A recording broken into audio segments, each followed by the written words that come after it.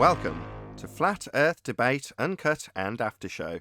I'm your host Nathan Oakley, and if you are new to this channel, or you've not done so already, then be sure to subscribe, hit the bell notification icon and join button if you'd like to become a Nathan Oakley 1980 channel member and keep up to date with the Flat Earth Debate. If you would like to support the channel, there is a super chat that runs alongside each of these shows while they premiere, and there's also a PayPal, Patreon and crypto link in the info box below the video. Also below this video, you can get £50 for swapping your UK electricity supplier to Octopus Energy.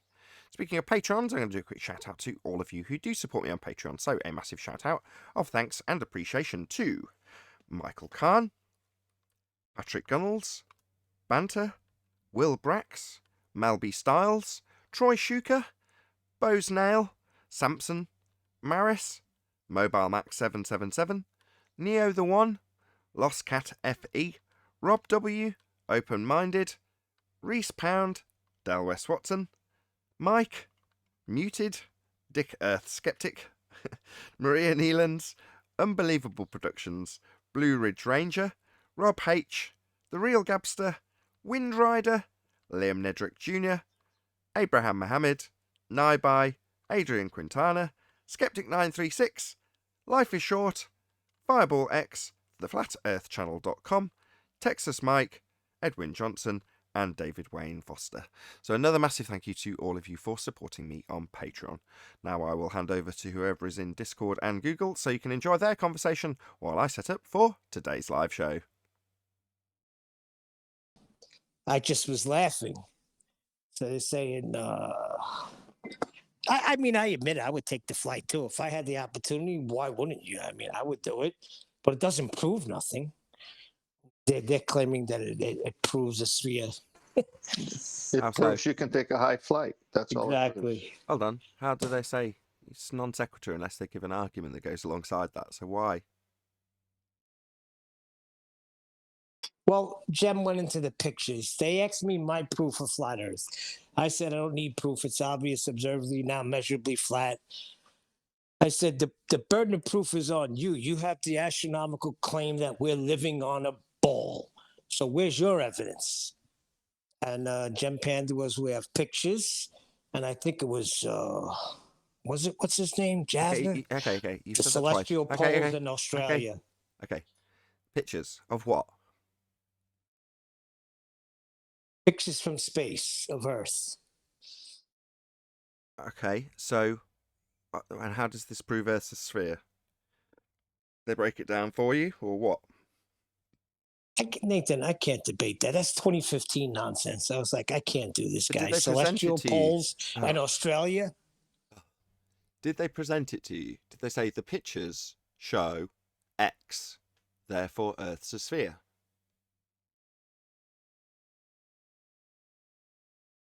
I think he was referencing pictures from NASA. I'm not sure. There was a couple of people talking at the same time. But what I got out of their proof of a sphere is Jem. I know he was saying pictures from space, NASA, and all of that stuff, which we debunked that because you can't have gas pressure out of a container. And I think it was Jazza saying the two celestial poles and Australia is his proof of sphere Earth. I can't do that, Nathan. That's 2015, 2016 arguments. I can't stay there more than a minute. Sure, but currently... So it's like, when you catch up, come back. Thank you. Currently, there are people who are under the impression taking a trip to high altitude in a flight that's dropped off the belly of a jumbo will prove space and prove pictures of Earth from space. Is that what I've got so far from you, Neil? Yeah, I think that's what they were getting at, basically. Fine. Now, did they elaborate on what the pictures showed specifically in terms of the flight that's recently gone up, which they're excited about? What does that have in its pictures? Did they say? The indications of curvature. Ah, here we go. Finally got there. Curvature, you say? Whatever do you mean? Nathan, I told you, they don't acknowledge the black swan. Neil, you're not playing along and just telling me what they've told me. You're preempting the conversation, right? Think of yourself as an audience member, as I break character to explain this to you. right? The audience member doesn't need to hear what you don't accept or they don't accept. I just need you to answer me. Okay, yes, the pictures they're saying prove a sphere. Yeah, I got that bit. They say they saw curvature. Oh, really? Whatever do you mean, Neil? Curvature? Yeah, they said they seen curvature from this high altitude, and that's indications of a sphere. So yeah, that's what they say. I see. And what were they specifically indicating was this quote-unquote curvature? Well, they were saying it's the horizon line. Oh, finally we get there. Meanwhile, we don't have a geometric physical sphere edge for a horizon. To assert that it's physically bending into a spherical shape at altitude. The horizon is an apparent location where the sky appears to meet the ground or sea. It's not a physical geometric sphere edge to block boats and buildings. We've debunked that with the black swan. If the Earth is a sphere radius 3959, then every distance to the horizon, that'd be your geometric sphere edge, can be no more than 1.2 times the square root of the observer's height in feet. That's the geometric limitation of an Earth sphere radius 3959, and we have imagery that demonstrates beyond all certitude that it's beyond the physical geometric limitations of a sphere radius 3959. Therefore, the Earth is not a sphere, and the horizon is not physical. So when they say, I see curvature from Richard Branson's window, and they refer to that curvature as being the horizon, no, we've debunked it. It's not geometric, it's not physical, it's not capable of bending at altitude or blocking things in the distance. It's a non-physical, apparent location. We've debunked the horizon as Earth curve. Is that all they presented? Pictures of the horizon? Yeah, that's not Earth curve. That's pretty good and very simplified from what we had like before. Me coming back again and just hearing it all out again. Well, they also say the celestial poles. I mean, that was jazz, but that's assuming a sphere, right? If you're talking about celestial poles. Is this still Well, in I reference don't know what he to? means by Australia. Is this still in reference to the images they're excited about, which would be the Richard Branson drop flight, high altitude imagery from there? Is that what this is in reference to when they beg the question of a south celestial sphere? Well, let's not jump all over the place. I think that what you described with the horizon was really, really good. I mean, they can't use the horizon for anything anymore. I just realized that after you explained it. That is like, I don't know. It was pretty cool how you explained that. You just Because realized that? Where have you been? Yes, he did, Neil. Oh, Thank you for playing along so well to make it so much more concise. Neil. yeah, that's pretty I'm good. only having a kick at him. You get it, Neil. I know you get it. And by asking you to play along, I'm not in any way implying or suggesting that you don't understand this stuff or that you should have done something that you didn't. That's not what I'm doing. I can't be Baldwin. I just don't have it in me. That's fine. For the audience's benefit, what Neil is saying is this argument where we have a bendy sphere physical edge to the horizon that's apparently the globe curving, he can't do that anymore because we don't have a physical geometric sphere edge for a horizon. We only have one horizon, and the horizon for a globe is physical and geometric and only exists in their maths. So arguing all day long about whether or not the horizon's bending is laughable to Neil, which is why his objections came when I'm trying to detail that for the audience. Right. Not that we've got one, this is only being recorded currently, but my words are now being spoken to somebody who's listening to this when it is, unless I fall out this window and this doesn't get published. There'll be none of that. There was a reason the black swan done me in. That's Perfect it. timing. Yeah, go ahead. Well, everything's based on that measurement and believing you can draw a tangent to the horizon, not a geometric horizon, to the horizon, and the horizon is geometric. That's what the entire globe is based on, not a second horizon you can't see. That's ridiculous.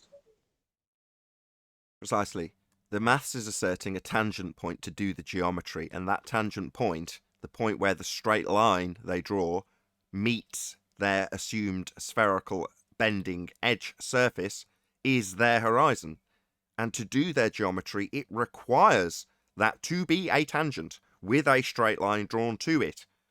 Now, when they rebut the black swan and say it's refracted, that destroys their geometric ability to assert it's a physical edge getting in the way, because that requires a tangent drawing to it. What's a tangent?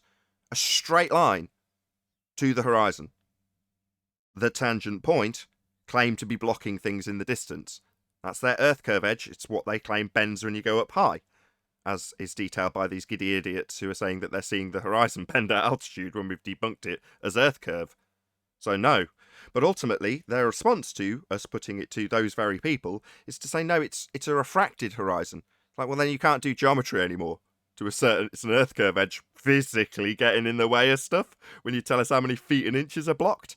That's based on it being a physical obstruction with a tangent point, straight line to it, not a bent line, refracted. That implodes the globe maths. Yeah, and it also pisses in the face of every, sextant claim on a globe ever. Almost everything dies with the black swan. And I think it was probably you, actually, John, rather than the other John, that sort of cemented this only recently. At first I'm like, yeah, how many things can we use the black swan to debunk? It almost tongue-in-cheek. And although I kind of got it at first, that it was very, very instrumental in destroying any globe faith, I didn't quite realise the wider reaching implications. And it's taken you going, no, well, this dies with it, and that dies with it, and this dies with it. And it was when I was writing it out to Dearth, which I mentioned about a week ago, and I was typing it out going, my God, it literally debunks everything to do with globe. They've got absolutely nothing left after the black swan. It is like the Black Plague. The terminology used by QE to describe it in 1st Jan 2020 was absolutely spot on. Yeah, the modus POTUS, the modus POTUS that I said yesterday about, we measure it flat because it's flat. Like, that's all you need. If you know that, you can't live on a globe. So if P then Q, P therefore Q. Yeah? If Earth is measurably flat, then Earth will be measured flat. If P then Q, P therefore Q. Yeah, there's nothing wrong with that modus. I said that yesterday. It's perfect logic. There's nothing wrong with that. Hey, Adam. Good to have you. Yeah. Did you see my latest thumbnail for Arwin? Yeah, I was asking in chat. It was brilliant. I thought, my God, has he took it on board and actually done one? Not at all. He will, though. To the I think he will. extreme. Now he's seen the success of it. But just so you know the backstory, I joined his show intentionally immediately as soon as he started going live. I said to him in chat, first thing I said, speak about Elon Musk and Britney Spears.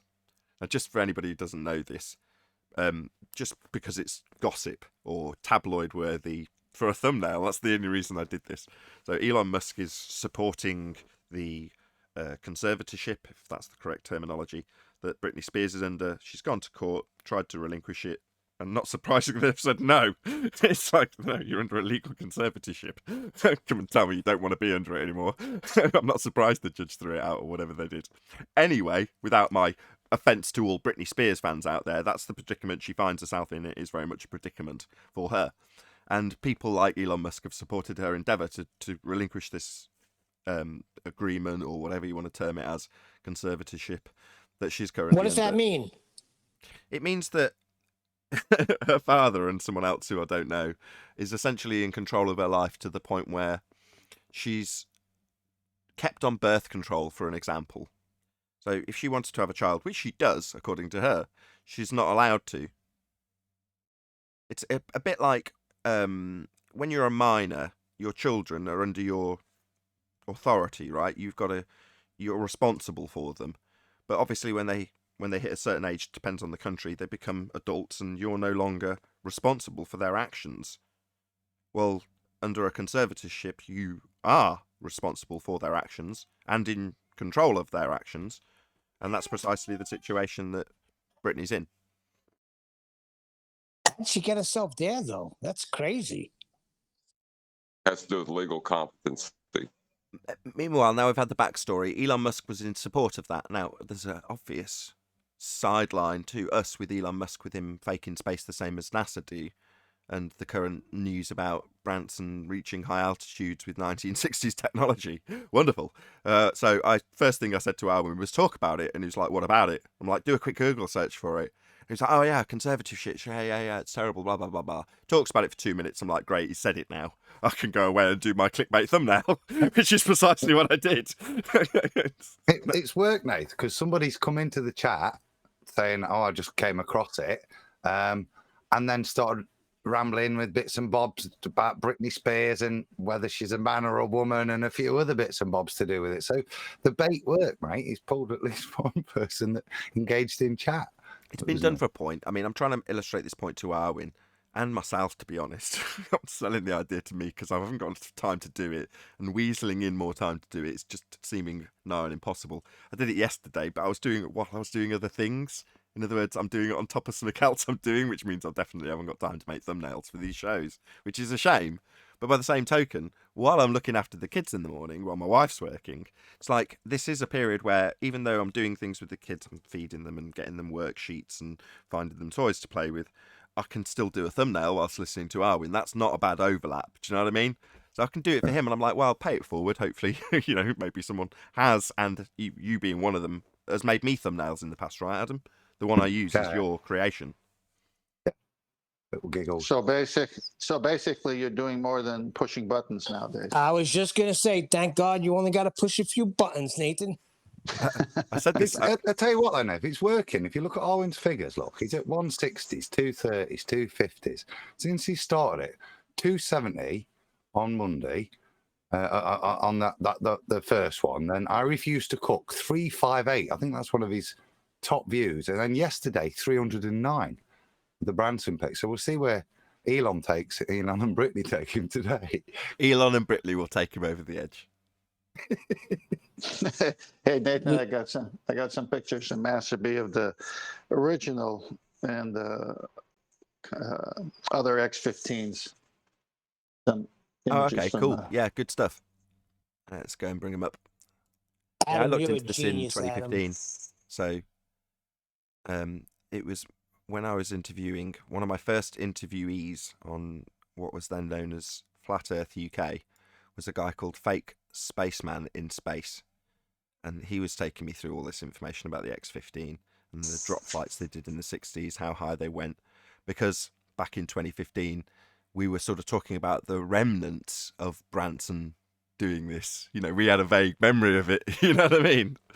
Anyway, okay, X-15, Advanced Research Airplane. Check out the 1960s font on that bad boy. Anyone could do this. Just go to Google, type in X-15, and all kinds of things come up. So this was a good one to start with, X-15. The next picture, you got the pilot kneeling down, NASA Dryden Flight Research Center. So you got this nice photo up going here. Next picture shows it in the underwing hookup position as the larger plane takes it up to the high altitude before it starts its engines when they let go, so it can climb higher in altitude. Next picture kind of shows a drawing, and they got, of course, a sphere Earth under it. And the launch was from a B-52 at 45,000 feet, and it climbed up to 250,000 feet, speed of 3,500 miles per hour, and then it started to come down, and 200 miles was the whole distance of the flight, as you can see by the loop there. So this is nice imagery. Okay, so next picture. Oh my gosh, who took this picture? Picture? Yeah, who took this snapshot trying to fool me? If it's and you got a curved Earth behind this one, but who took this picture? If it's the only thing up there, who took this picture of it up there? And the next one, oh my gosh, who took this one? And they got all the graphs going. I mean, this is complete lunacy for people to think this is the actual background of this plane. Okay, and then the last one, what a crack up. Who took this picture, and why is that landmass covering almost a quarter of the Earth? It's so funny. Again, I don't know if it was before you got here, we were discussing the assertion that this sphere edge, the horizon in this image, Well, we've Yes. debunked it. It's not a sphere edge. So the concern about whether or not this physical geometric sphere edge horizon that we are going to automatically reify and justify why it's bending, it's like, it's just the horizon. I mean, the horizon filmed through a fisheye will do that, but it doesn't mean it's bending physically. It doesn't mean anything. It's a non-actual apparent location. Apparent meaning not a physical location. Apparent based on how you view it. But it changes. It physically moves. Changes with the weather. It does all sorts of crazy things. It's not a physical sphere edge. But yet we feel the need, I don't, to justify why we've got this bendy horizon in this image. I don't feel the need to justify it in any way. It's just the horizon. Probably the I know. lens. No, I know that, and the audience, obviously, who's been listening, perceives that as well. But let's just delve into this imagery that's set up to fool the sheep, all the NASA lovers. Now, it said that the plane let go of the X-15 at 45,000 feet. We're on the last picture, right? With the space, with the moon, and is that the one you're on? I'm on the last one, yeah. Yeah, perfect. Okay, so if this thing was let go at 45,000 feet, and it climbed up to 250,000 feet, and they're saying this is real photo of it. And my question is, did they have two of them, and the guy turned around and took a snapshot? Are you kidding me? I mean, this is so phony.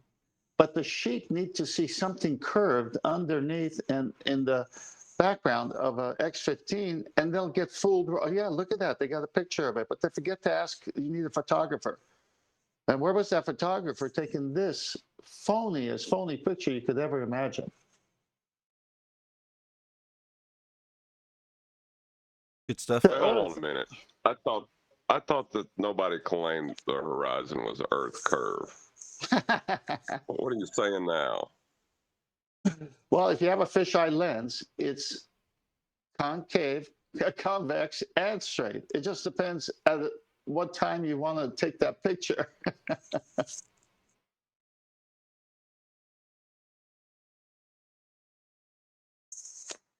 I'm sure they'll have an answer for who took that picture. Oh, yeah, definitely. They'll have an answer. In the meantime, they don't have our. Exactly. Everything that didn't QE say that when he presented the Black Swan, that it was the ultimate killer?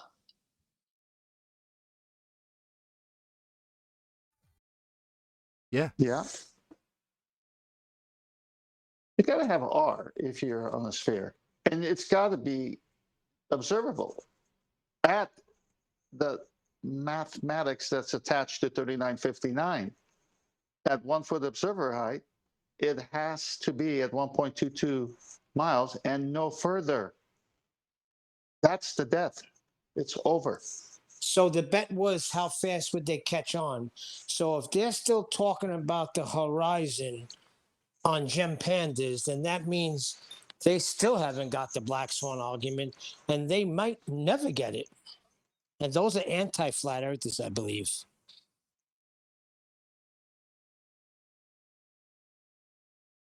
Yeah, there's no converting them. Well, that was my point when I said that you're gonna, if you understand the Black Swan, you can't be a glober. You can't even be an anti-flat earther.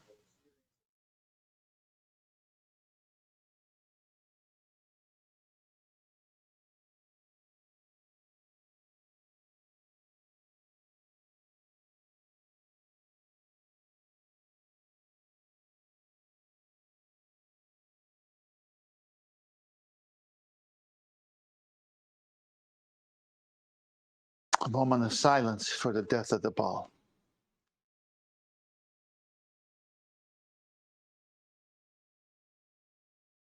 Well, it is the death, and what can they do from here?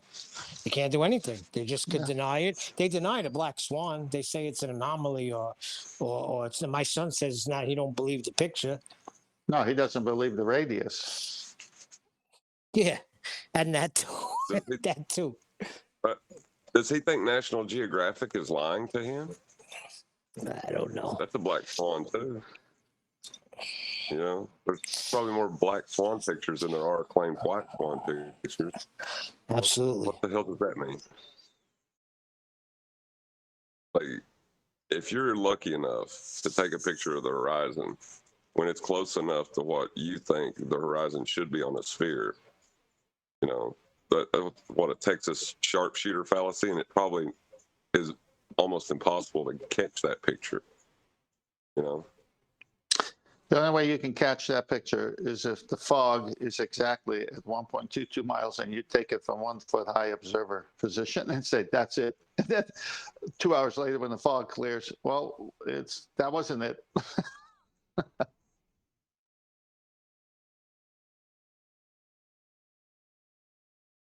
It's all optical.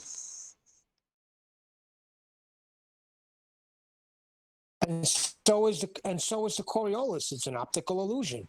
Earth-based Coriolis doesn't even exist. But what you see on a roundabout is an optical illusion. Earth would have to have a radius for there to be Earth-based Coriolis. You know, that's a quick way to kill that. Oh yeah, that's right. Everything. Yeah. That's Everything why dies. everything dies without the R. Everything dies with R. The R value that they don't have. R, R, R, R, R, R. Wow. Get some cereal. Some serious problem, isn't You think? it? Yeah. Without the R, you have nothing. I love R, the way R, R, R, R. I like the way he said it. So serious problem. Sounds like a psychiatrist with his final recommendation. Sounds like you got Final- a serious problem. Final diagnosis, you have a serious problem. Can we talk about this on Was that- the live show about the X-15? Yeah, let's start with Ram saying, sounds like you guys have a serious problem.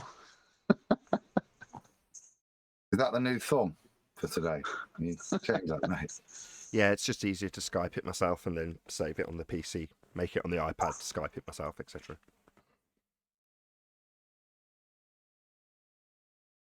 Why have I spelled something wrong? No, I just thought it was funny that we said that. I knew you are giving it a whirl, see how it does. I think it's nice, mate. When you've got so many shows as yours as well, just to have those. Speaking of Nathan's show, I feel honored because somebody recognized my voice and said, "You're part of the Nathan Oakley panel, aren't you? I recognize your voice."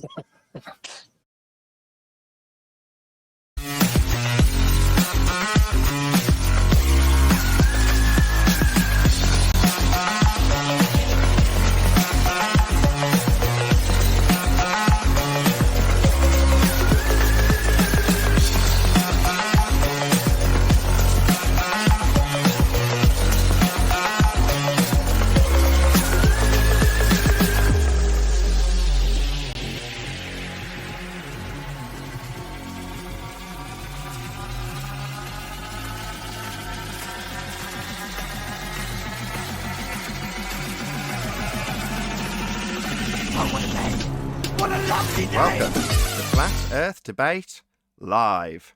I'm your host, Nathan Oakley, and if you are new to this channel, or you've not done so already, then be sure to subscribe, hit the bell notification icon and join button if you'd like to become a Nathan Oakley 1980 channel member and keep up to date with the Flat Earth Debate. If you would like to support the channel, there is a super chat that runs alongside each of these shows while they are live, and there's also a PayPal, Patreon and crypto link in the info box below the video. Also below this video, you can get £50 for swapping your UK electricity supplier to Octopus Energy. Most importantly, if you'd like to join the discussion, simply mute the page you are currently watching, then click the link in the info box below this video to join the panel and express your views on the nature of Earth. If you do join, please don't swear. If you do, you'll be ejected. And if you are, please don't try to rejoin the stream using sock accounts. You'll be warmly welcomed back on the next stream. Please also share the show on social media. Sharing the show obviously increases the live audience, but this in turn increases the chances of a more diverse panel. So please share the show on Facebook and Twitter. Now we are joined by the Adam Meakin, Neil, 10th Man, father of a stolen child, otherwise known as Refracted Curvature, and a whole bunch of people in Discord. So welcome, one and all. Afternoon, everyone. Good. Good morning. Good morning. I'd like the pharmacist, Adam Meakin, to tell the ballers what an R deficiency could lead to. Hello, guys. Can lead to arthritis. Yeah. Good one, Nathan. I can't top that, I don't think. No, that was good. That was good. Anemia was where I was headed. So in the pre-show, we were discussing the 1960s drop launches into high altitude with parabolic manoeuvres, graciously presented by 10th Man and his images that we've gone through in the pre-show. But so that there's a bit of a break between that and anybody who's just heard it already, we're going to do housekeeping as we didn't do it yesterday, and then we'll get back onto that subject. Obviously, there's a lot of people cooing over the Richard Branson high altitude flights, so I think it's worthy of a bit more discussion. Anyway, in the meantime, any evidence of, poignant to the subject, side note, any evidence of a physical geometric sphere edge horizon formerly known as Earth curvature?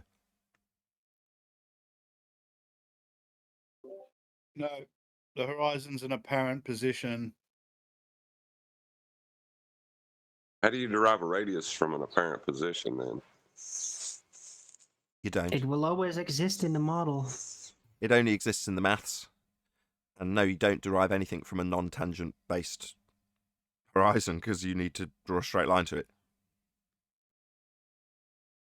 It requires some consideration. So just for clarity, before we move on from this housekeeping subject, the horizon is not a physical geometric sphere edge to block things or bend at altitude. We've debunked it with an argument called the Black Swan. Any evidence of the R value, that's Earth radius? No, Well, hold on a sec. Every claim that they have is based on R. So there's got to be evidence for it, right? Well, only indirect evidence, though.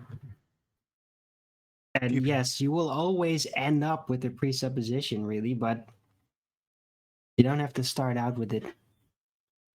Well, this is where So we're going there's to be... the- I'll just say this for the audience's benefit. This is where we're going to be ripping apart some of the claims that are coming from the high-altitude Richard Branson flights.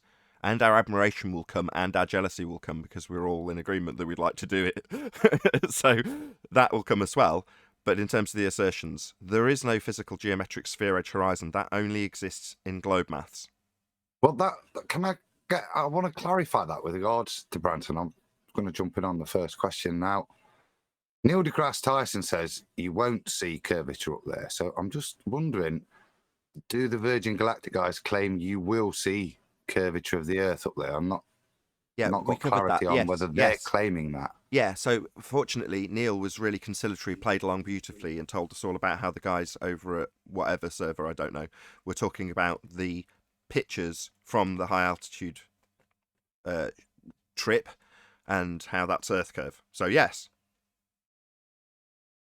No, not all people saying, oh, look, there's Branson, look out the window, it's curvy, like the Baumgartner shot. Is Branson saying he'll take you up to see the curvature? Because that would be a contradiction of one of the high priests, Neil. He's categorically stated even that you won't see curvature, it's flat. Almost. So you're buying into the magic trick that Richard Branson's No. forcing upon both sides then? No, I'm wondering whether he's contradicting Neil deGrasse, not am I accepting the double speak. Yeah. I'm wondering whether because we said yesterday with regards to their disclaimers, they'll take you past the Kármán line, theoretically space. Well, that's just an arbitrary distance they name. So you can do that. There's no legal disclaimer there. But is he going against a high priest rhetoric is what I'm saying by claiming you will see Earth curve?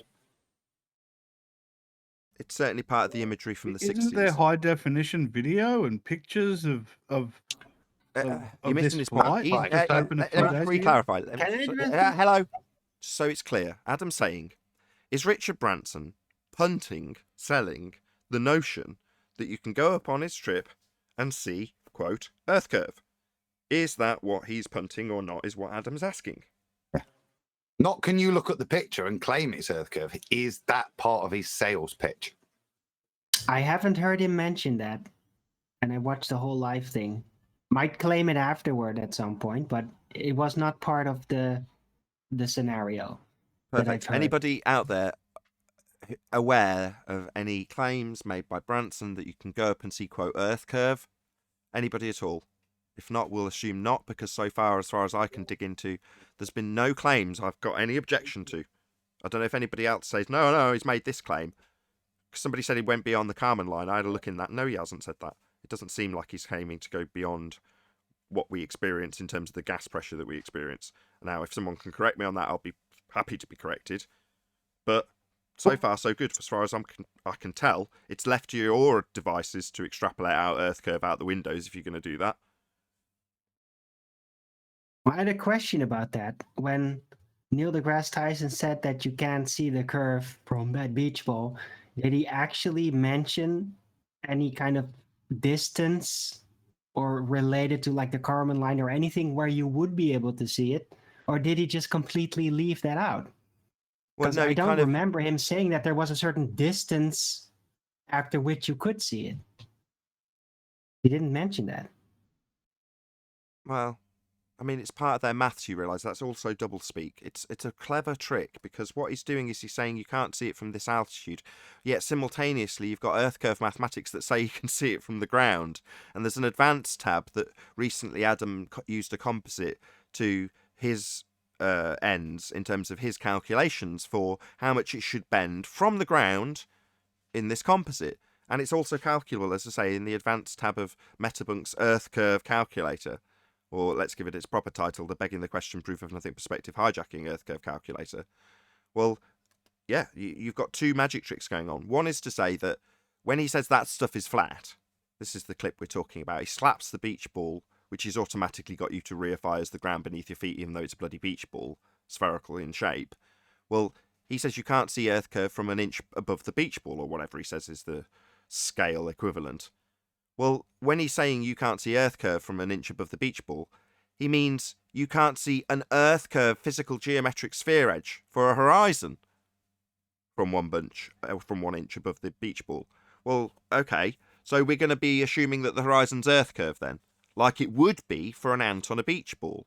There'd be an edge to the ball that it couldn't see past, and that would be the ant's geometric horizon on that beach ball. Well, that's not to say that it wouldn't still have a limit if you were out at the ocean and you held the ball up, and beyond that ball it's still going to have a horizon where the sky and land or sea appear to meet. It's just you've also got a geometric horizon because you're on a bloody ball. You would be necessitated to have a geometric horizon if you were on a ball. If we were on a ball, Earth, a sphere, we would have a geometric limitation to our view. It's the very thing asserted in their Earth curve maths. You just don't have that. It's not an actual position. So concerning yourself with this bend in this picture and how bendy it is, or whether or not you're high enough to see it bend, is to automatically reify the horizon into a physical edge to a sphere. And it isn't. So I've got a couple of bits. Have you got the screen share up now? I can take off my Skype imagery of the X-15 over a curve and share your This is where I've got, because it was me that said they were claiming space, and I know I'd read it somewhere, but this is the new Shepherd and Virgins. So you got your Kármán line, look, internationally recognised as where space is, but we've also got 80.5, which would include the Virgin, above sea level, where space begins as recognised by the FAA and NASA. So they've dropped the level so they can get there, I think, by the sounds of it. Hold on, that contradicts something I understood to be true. What did you say they classify as space? Because I've seen NASA classify it as 0, ground level is the beginning of space. So I'm only going on this. So it's saying here that the FAA and NASA recognise it as 80.5 kilometres above sea level. And then Kármán line, the old one, is the internationally recognised. I gotcha. So this seems like just being tricky with the words for the sake of his marketing. I mean, come on. Yeah, I'm going to space according to NASA definitions, but not by internationally recognised definitions. All of the above, assuming that the sky is a vacuum in violation of the second law of thermodynamics. We might as well add that here. Any evidence that you can have gas pressure without a container? Yeah, it begins here, look. Either this blue line or this blue line is where the magic begins. Magic? No, containment. To have gas pressure, not magic. It's talking no, about where the magic there's begins. definitely no containment, look, because something solid's going up and through. Look. So there's definitely no. So it's either there is no containment there, or that isn't where suddenly a vacuum begins. The whole suddenly a vacuum begins, or even if they claim, well, it's gradiated, it's not suddenly. Like, no. No Right. gas would be here if the sky was a vacuum. You can have the word gradually becomes a vacuum. It's just as nonsensical. It's fine. It still violates the second law. It's Yeah. just a sidestep into a delta of gas pressure when we ask how you can have it in the first place. You know, if you've got this notion that the black area in this image that 10th Man provided of the X-15, if you want to claim that that area, this black bit, is a 10 to the minus 17 torr vacuum, well, you see all this is all high pressure gas. And what it would want to do is evacuate. Now, if you want to assume that this little blue thin layer here is just some arbitrary designation for where the gas stops escaping into whatever volume it's got, yeah, that's a violation of natural law to assume that this is 10 to the minus 17 torr vacuum. It's absurd. Look at the red lines, Nathan, on the diagram. You know, on the rocket side, on the left side, the New Shepard. Look at this is what it's suggesting the path of the gas particles is. Look, they hit the collision. Up they go, and then they're running out. Look, and this one's got a bit more energy, but it's running out here and back down they come. It's an example of the farcicalness of the claim.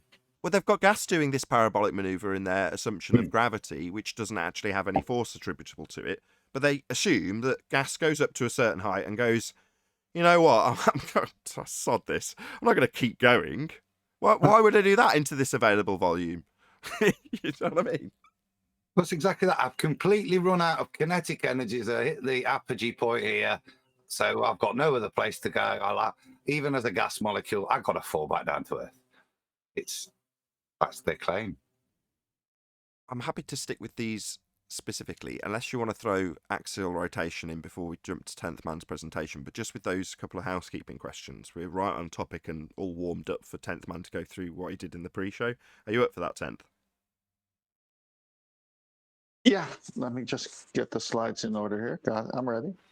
Okay, I'll start on the slide that you started on last time, which was the X-15 Advanced Research Airplane. Perfect. Yeah, anyone could do this. Just go to Google, hit X-15. I remember this, being my age, and here we go. So the X-15, back in the day. Here's the first picture of the pilot, NASA Dryden Flight Research Center, as you can see. Pete Knight is the pilot. Then you've got the B-52, the next picture, and the X-15 is attached underneath one of the wings. I believe we're going to see that they went up to about 45,000 feet before it was released. Here's an imagery showing that B-52 at 45,000 feet. And then once the X-15 is released, its rockets start to burn, and it climbs up to 250,000 feet. And then it comes back down in its descent. Takes about 3 minutes, as seen there, and covers about 200 miles. And of course, conveniently, they got a sphere globe underneath it as a drawing. And then we come to this next picture, which is very interesting because I'd like to know who took this picture, if it is a picture, or is this like CGI? Because if the X-15 is let loose, it's going up, or is this on its descent down, and is the rocket still on? So this picture is like, who took it? Well, how about this one? This one, definitely, the next one, it's going up. So we know that this is climbing to 250,000 feet. Well, who took that picture? If the B-52 is the plane that releases it, there is no other plane or jet in the sky other than the X-15. Who took this picture with a curved Earth behind it? And they all signed it. Total fakery here. And then this next one, the last one. Now this is way up there. You could see the edge of space.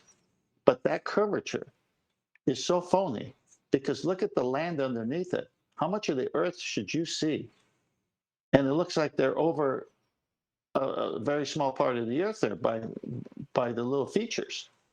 So obviously, if you believe that this is real, then there's no hope for you. Over planet New Orleans Parish. Yeah. So yeah, this technology is from the 60s. It's been done before, going up high. Whoopie doo. It's not exactly a miracle that he's doing this. The extrapolations that people take from it, which is to assert that you've got a physical bend in the horizon, which is not a sphere edge from a height that's already been achieved long ago, it's not really any sort of revelation. So the fact that there's so many people in my comments cooing about this is kind of laughable, really. I don't really, other than the explanation I had from Neil in the pre-show about people saying, yeah, we go up high and we've got pictures of our reified physical geometric sphere edge horizon. It's like, what else have you got other than the assumption of a sky vacuum in violation of natural law? What else have you really got from this? Nothing. Nathan, I just put up 4 more pictures just as a contrast. Yeah, they're up. All right, so you can see this high altitude balloon with the imagery of a little stick figure guy or whatever. Look at the background there. Next picture. Low concave here. What happened to that nice curve? It never was physical, concave or otherwise. It was never physical to begin with, but feel free, carry on. My bad. No, I agree. That I'm glad you said that, because when you have a fisheye lens and it moves and bobs, you can catch it convex, concave, or straight. If your lens is not going to do that, then you actually have something that at least is part of reality, because that's a real photograph, as you can see here with the little teddy bear or whatever that is. And then the next picture, I can't make out the writing, but this is an older one, but same thing. How in the world can you have a curved Earth and all the X-15 backgrounds, and then when you take a high altitude balloon, you don't even see a curve? In fact, you see it kind of warping every now and then. Wake up. Please wake up. Okay, so quick shout out to Mark, is it Clarkson? Who says, I'm trying to get my head around this pressure gradient that keeps being asserted. Sorry if this has been covered. No, don't apologise. Thank you very much indeed for the super chat, Mike. Gas pressure gradient is a delta of gas pressure. So first you have to have gas pressure, then you can have a gas pressure gradient. Our question, presumably has been put by you to an anti-flat earther, is how can you have gas pressure in the first place without a container? So their response is to take it to a delta of gas pressure that they already assume they have, ignoring the question, how have you achieved gas pressure if the sky is a vacuum? That would be a space for it to fill. And they say, well, we've got a gas pressure, negating your question, gradient, delta of gas pressure they haven't explained yet. So if you are, or if you have the rebuttal of, well, we have a gas pressure gradient, your response is no. My question is, how did we achieve gas pressure in the first instance? How do you get the gas pressure in the first place if the sky is a vacuum? So if you want to conceptualize this, Mike, given that you've spent £5 on this super chat, thank you very much again.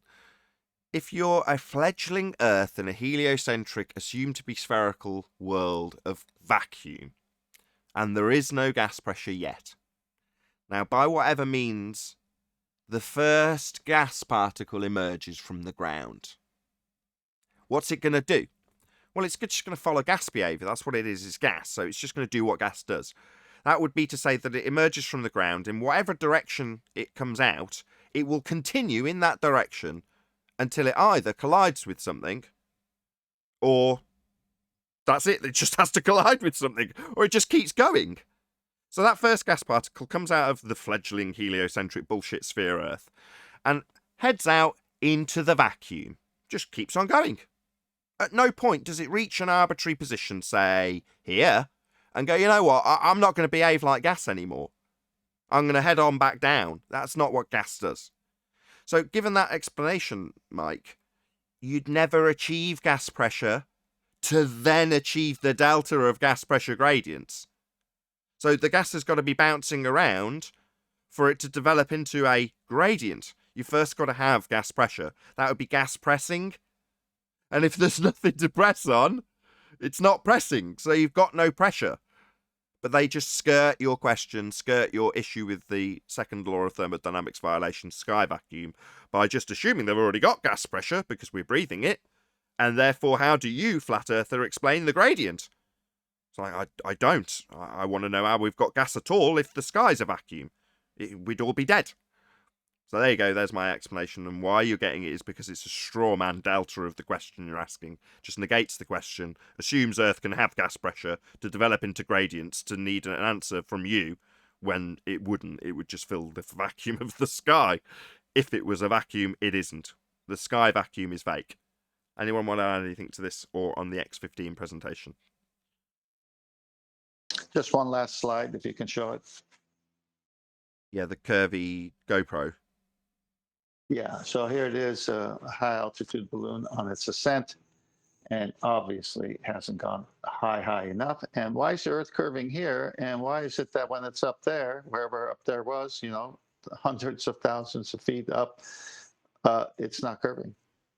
Because it's an effect of It's the the lens. camera. I mean, what's not curving? You mean the edge of the view of this lens, which you could calculate based on things like the aperture, the diffraction limit that it's capable of resolving with the Rayleigh criterion. It's lens-based, it's optical. This line where the sky appears to meet the ground, it's nothing to do with any physicality that would bend, and everything to do with the optics that it's being viewed by. The limitation of that particular location, which is only apparent, is also governed by the optics and the conditions on the day.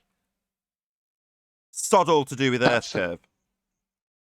Yeah, it's all optics, it's all effect of the lens, but they use that magic trick to fool people. Does anybody know how long Branson's in the air in his drop flight in total?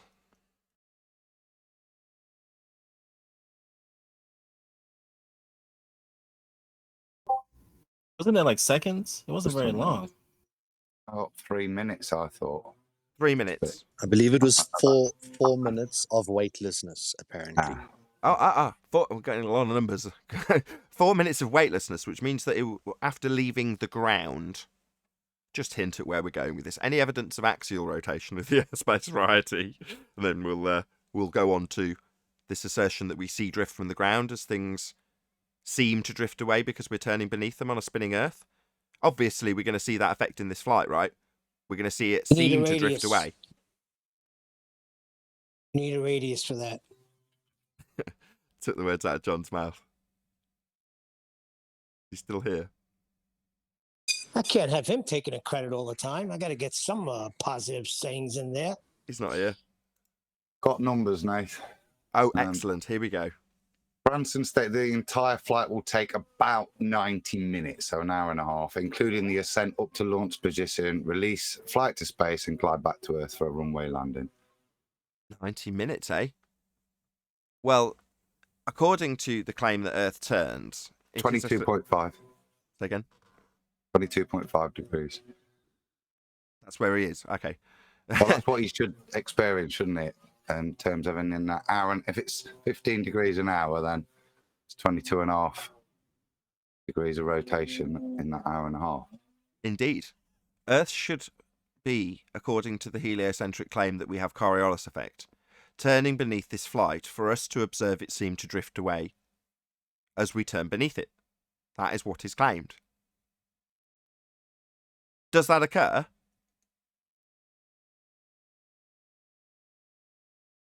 I'll just answer, instead of the stony silence being left out there. No, Earth isn't turning underneath anything. Even though it's claimed to be turning underneath everything at 15 degrees an hour, like footballs and bullets.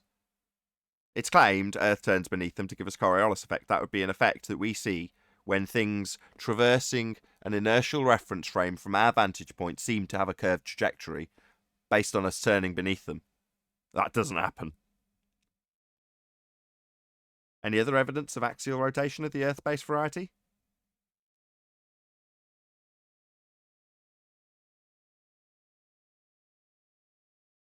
You're all super keen.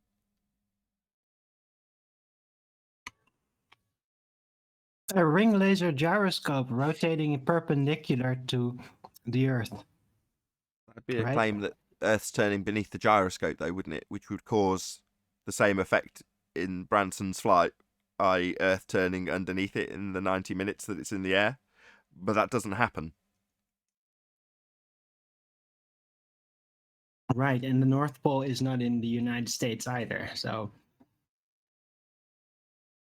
Yeah, there's no 15 degrees an hour drift observable from the ground because we're turning beneath anything. If there was, you'd launch a drone, it would hover in the air, and it would whiz away from you, seem to whiz away from you, at 1,000 miles an hour.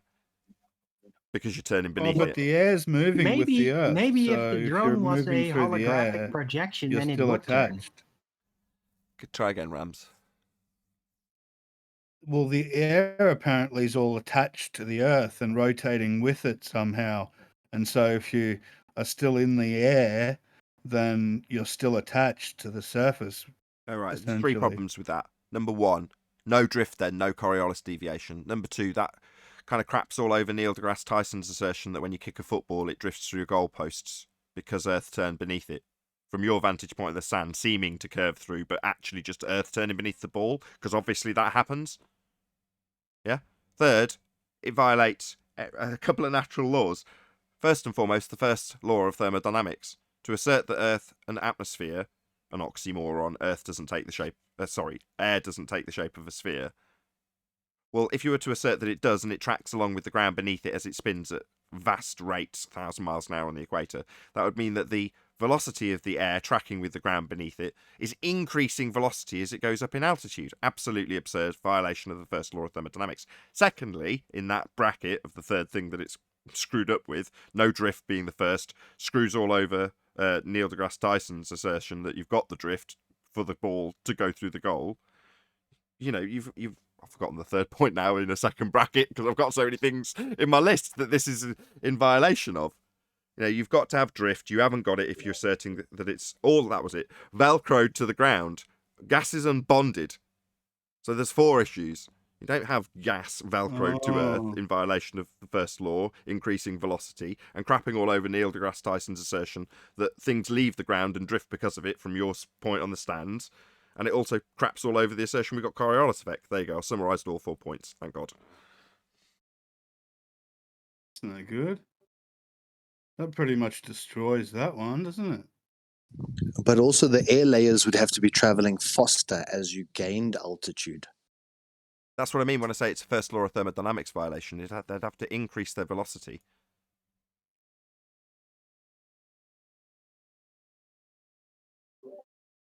I think this is just a huge and obvious problem.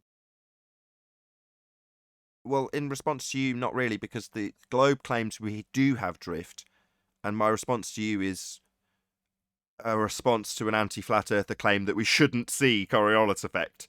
It's all travelling together, giving us absolutely no observable effect to observe, first of all, and contradicting the effect that we're supposed to see, 15 degrees an hour drift, and begs the question that we're turning with no discernible effect to notice with us turning, in violation of the first law of thermodynamics. So it's a bit of a clusterfuck from the anti-flat earth side. We've got to be honest about this now. It used to be able to be scrambled up like scrambled eggs by them when they came here and debated Coriolis effect, because they weren't debating Coriolis effect. They were actually arguing against it the whole time. But now that's all had some clarity given, we've swept up all the mess, and it's reasonably easy to concisely summarise how messed up their claims of us having Earth turn beneath things actually are.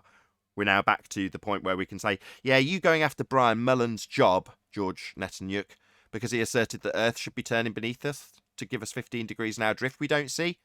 Yeah, that's no longer tolerable to just say, don't you understand how Earth moves with everything else and it conserves momentum? Because that's an anti-flat Earth claim now, isn't it, George? You went after a man for an anti-flat Earth claim that pisses in the face of globe claims that we have drift. Something that Brian was pointing out we don't have.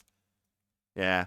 That's why I had to keep that particular argument had to be kept well under wraps, and if anybody with any degree of intelligence tried to challenge it, they had to go after that person pretty swiftly, because that scrambled eggs needed to stay scrambled without any clarity being given. Yep, so they had to go through extreme lengths back in the day when it came to Coriolis effect. Now we just say, you globers, people who think you're on a globe, not anti-flat earthers who just hate us, but people who actually think they're on a globe, should have Earth turning beneath things to give you 15 degrees an hour drift. We'd notice that. Your drone would drift away at 1,000 miles an hour on the equator, and it doesn't.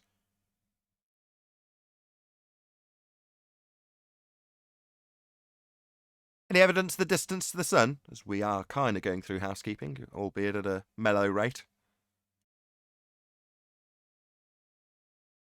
What is the sun? I don't know. That's me. How can we measure the distance to something We if we don't know can't. what it is? They assume You need a Venus has radius got the for same that, R right? value as Also need Earth. a radius? Yeah, they need a radius, exactly. Yeah, it's over. Yeah, they need an Earth radius, which is assumed and debunked, and they no longer have a physical geometric sphere edge to measure tangents to give them the R value, which they superimpose on Venus. If you're a newbie watching, ever wonder why they call Venus Earth's twin? Christian Huygens arbitrarily assigned our R value, which is debunked by the Black Swan, to Venus, so they could use Kepler's third law and scale it, and give you the distance to the Sun at 93 million miles. Also, the speed of light, with your 1 AU. Yeah, that convention's been crapped all over recently as well, thanks to MC McBugger-eating idiot and quantum erasers ripping apart of their assertions about this one-way speed of light. They don't have it. It's a convention that they start working outside of when they say we can track the distances when we get radar bounce. It's like, really? When you see a bit of fuzz in the signal, Bob from JPL says that's definitely the return signal at the timing I'm expecting, based on a heliocentric R value that gives me that timing and the AU measurement. It's a bit of a mess for heliocentrists at the moment, really. They don't have anything. It's all dead because of the R value being debunked by the Black Swan. Very amusing that it is for me. Yeah, the R value seems to come up in a lot of these arguments, and it ends it. Yep. It used to be that when we thought we'd got to that point last time, when Mick West admitted that they begged the question and just assumed R regardless, i.e. every argument for a globe starts with an assumption of R, their rebuttal was to say, well, of course we just beg the question. Or to paraphrase, well, we already know we're on a sphere. i.e. I'm going to use a logical fallacy because I'm already assuming my outcome, and that's perfectly reasonable. That's what they told us.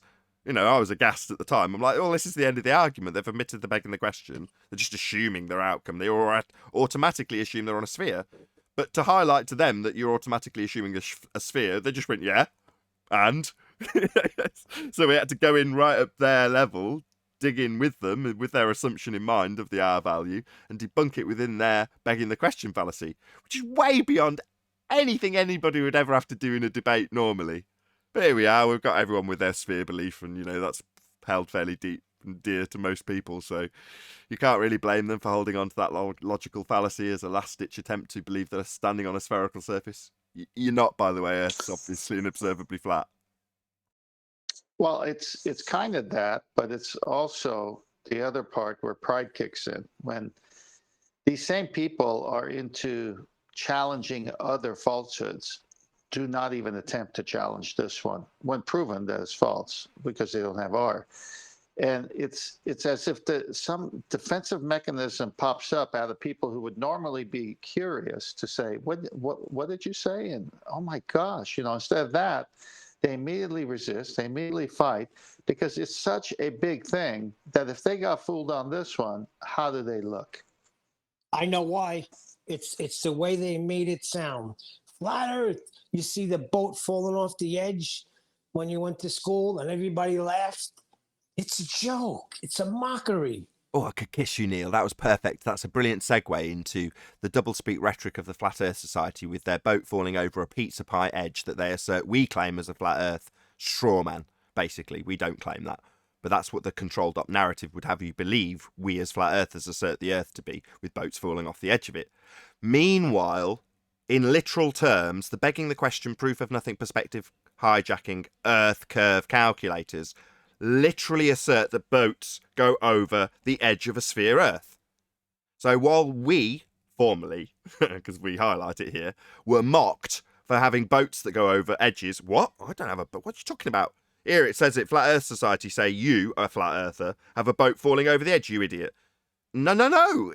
In contrast, you reified the horizon, globe-believing idiot, into a physical sphere edge for boats to fall over. So in fact, it's you globe-believing clown, that has boats falling over edges, and we've debunked your horizon as being an edge for boats to fall over. But you actually do have boats falling over edges if you're a globe believer. It's right there in your Earth curve maths. You ask us to tell you how many feet and inches are missing from the bottom of the boat as it's gone over your sphere edge. Even though that's not a physical location to block things, it doesn't have any physical attributes, and we've debunked the geometry that's asserted when you claim it's blocking things. Because you don't have a physical tangent anymore, we've debunked it with the black swan.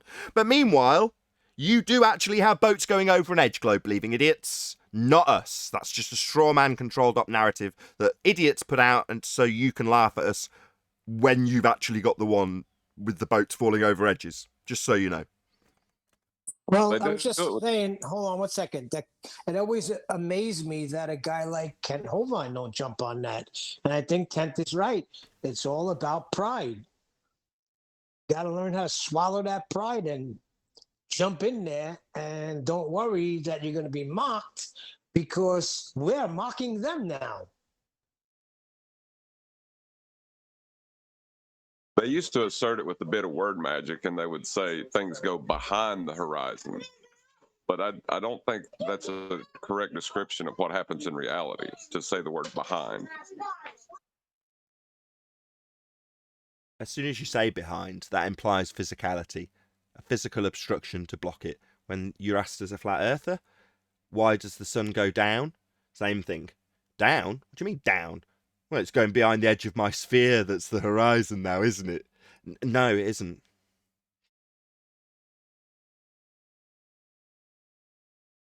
Yeah, but we say sun up, sun down, right? It's in the rhetoric, isn't it?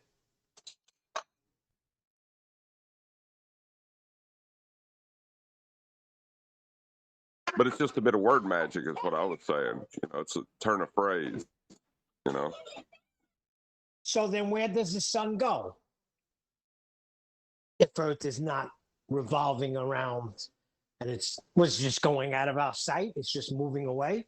Is it making Going a circuit like into the the Bible horizon. says? Going into the horizon, not behind it.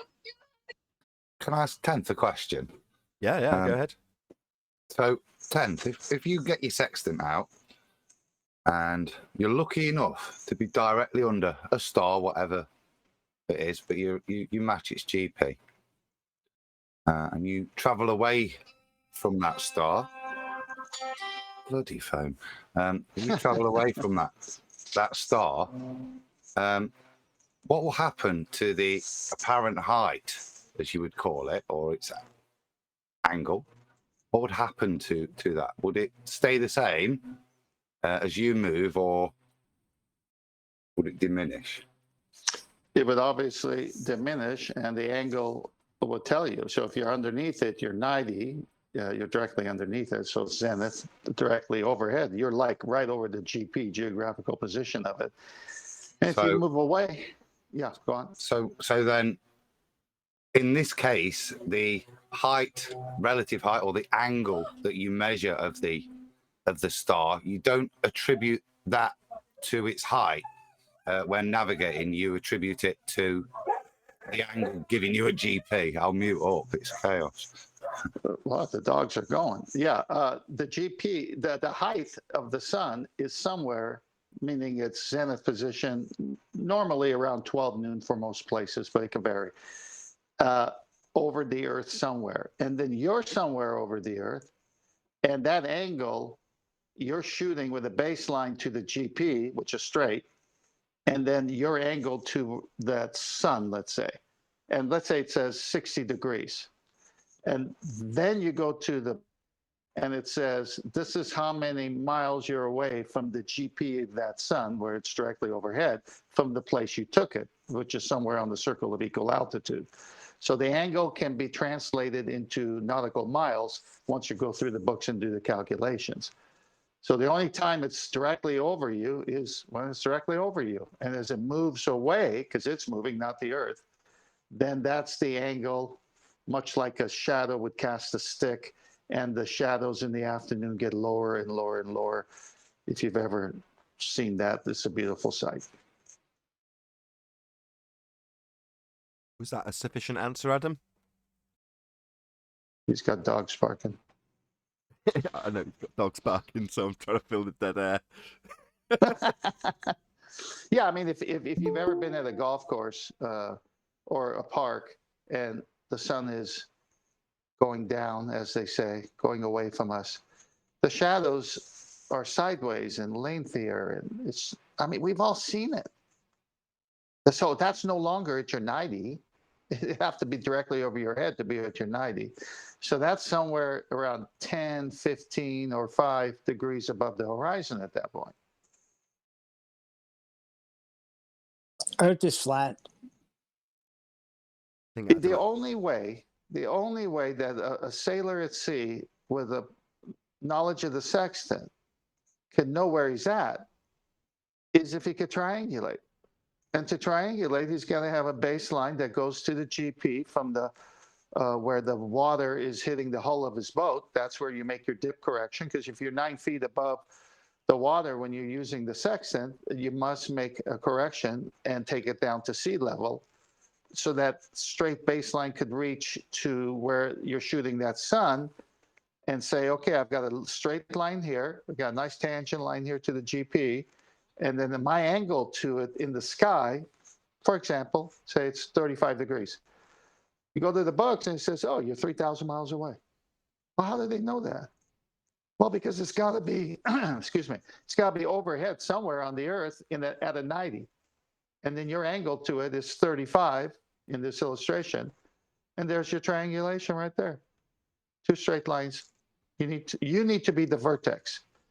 You're the corner to get the angle. No other way to get an angle. You can't do it on a curved surface. Angle and curved surfaces don't even mix. I didn't actually have your imagery up, by the way, but you did a good verbal job. Yeah, it's okay. I mean, people have seen it before. And just look up the word angle. Look up the word corner and vertex. If you're going to say the sextant measures the angle, which is what it does, then you must be held to what creates an angle. Can you create an angle? Open question to all. Can you create an angle without straight lines? I've got your picture of Meeting a at a circle corner. of equal altitude up to just to summarize what 10th's talking about. This is your star, or the sun in this example, and your GP is at the bottom of it. If you're measuring this from any position to any star to triangulate your fix, is that what you call it when you get all 3? Yeah. Yeah. You need to measure a straight line from your position here to the GP of the star and measure the angle to get your triangle. Well, if this bottom line was curving away from you, that would be unachievable. And it must have a right angle. The star directly above to the surface of the Earth is one straight line. From that GP to you is the other straight line, and that creates the right angle. Perfect. You can only use a sextant on a body of water, right? Repeat. Can you only use a sextant on a body of water? No. No, you can use it for on land. You can do it. They even say you can do it use it to do the stars from land. Yeah, no. They even But have what if there were- artificial horizons. You can buy You can buy an artificial horizon.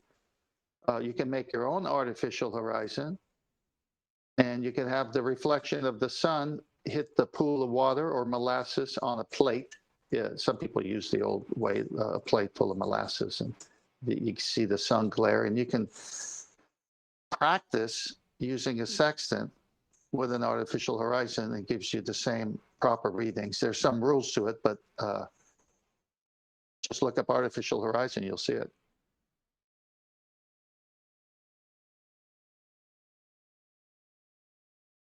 It's been a tremendous journey for me to investigate. I'm still saving money to buy a proper sextant. I'm sure the $1,500 ones will be on sale soon because I don't want to buy the plastic one.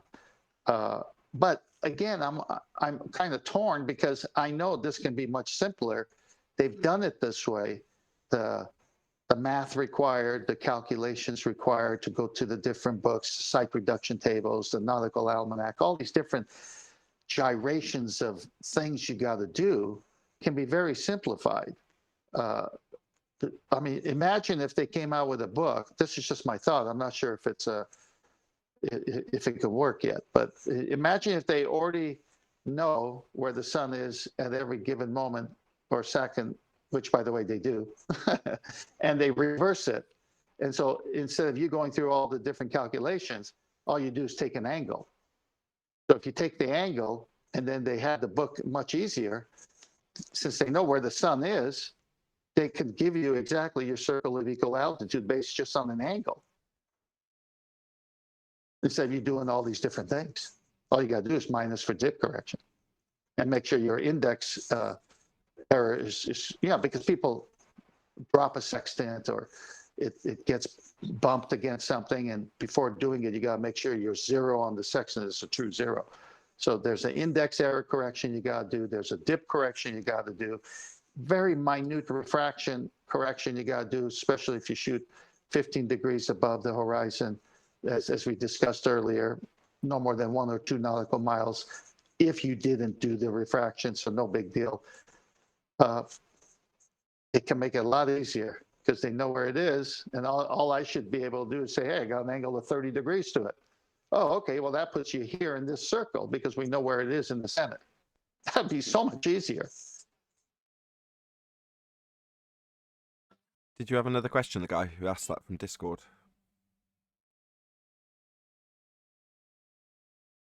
That was me. And I don't have another question about that, but I have a question about what John was saying about the modus. I think he said modus polens with a P. Is that what he said? Yes.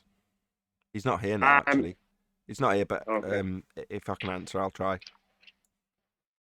So oh, he is like here. Sorry, he is here. Are you listening, John?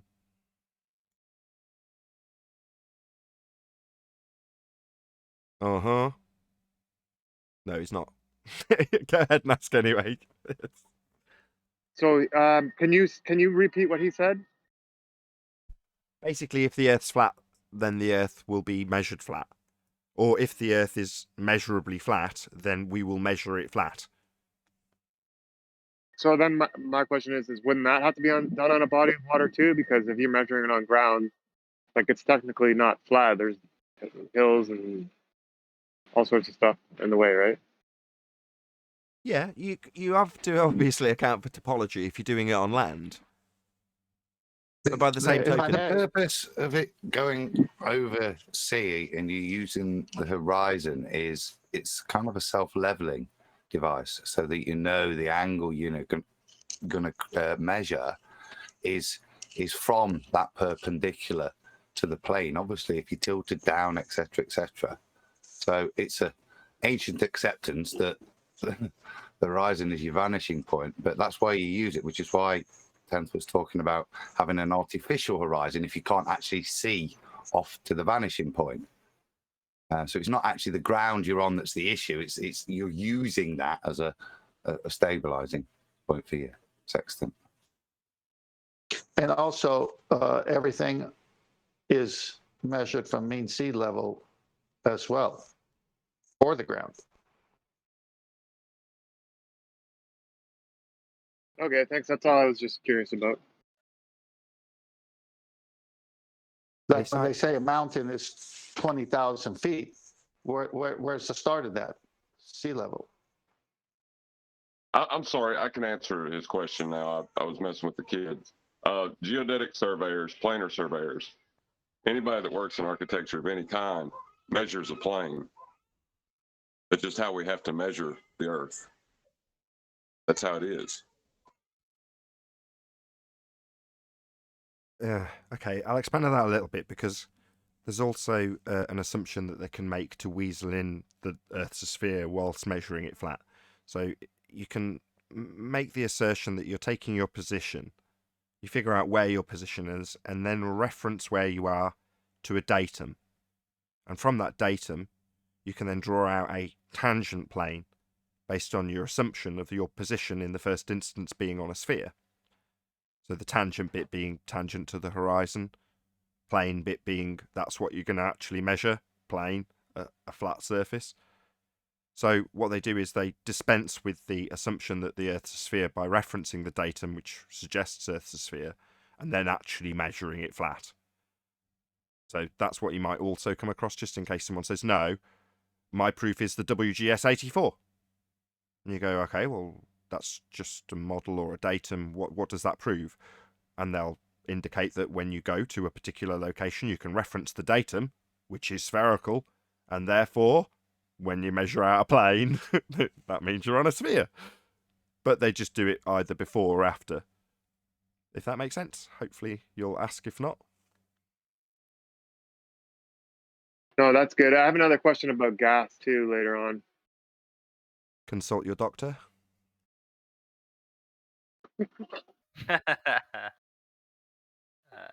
Nice one. Hey, feel free, go ahead. I'm just wondering about for gas, like, okay, if you have an empty container, basically a vacuum, and then you put a little bit of gas in, and the gas expands to fill the container, is the gas, I can't even describe what I'm trying to say. Is the gas completely filling the container, and then it's like a full salt, like I'm not solid, but it's like all the way through. Like if you put your hand through it, your hand would be touching gas all the way through, even if there's very little gas. Or if there's a very little gas and you somehow get your hand in there and you pass your hand through it, is there a vacuum in between the gas particles? No. That are in there? There's gaps between, but the lack of gas at all would be your description of a vacuum. How little there is floating around in a given area. So there's nothing else for the gas to collide within a given area, then you can start defining vacuums. But what you're saying is, if you've got gas dispersed within a container, does it A, disperse equally? Yes, it does. That's the first question dealt with. The second thing is, as you move your hand through it, does that mean that if you're not touching any of the gas particles, moving your hand through a vacuum? Well, yes, but because of the velocity of the gas that's in that container, there is zero chance that you could move your hand through it without one of the gas particles hitting you as you did it. Even if there was just one in there, it would definitely hit you while you moved through, or escape through the gap that you managed to put your hand through the container with. Oh, that's wild. I didn't. So one gas particle could be moving like at some of the fastest speeds, like I don't know, the speed of light's debunked, but like basically the speed of light. No, thousands and thousands, about 5,000 miles an hour, I think, at standard RTP, your average thing. There you go. So if you picture a small jar with you, let's say you can't actually physically feel it, but you can put a glove that's inside another container, so you can sort of put your hand inside it, right? Well, with it moving at that speed, how many thousands of times do you think that single gas particle is going to hit that glove when you put your hand in for a second or two? It's a lot. Think about a balloon. If you think about a balloon, you've just described the gaps between the particles, and at any one frozen moment in time, they're there.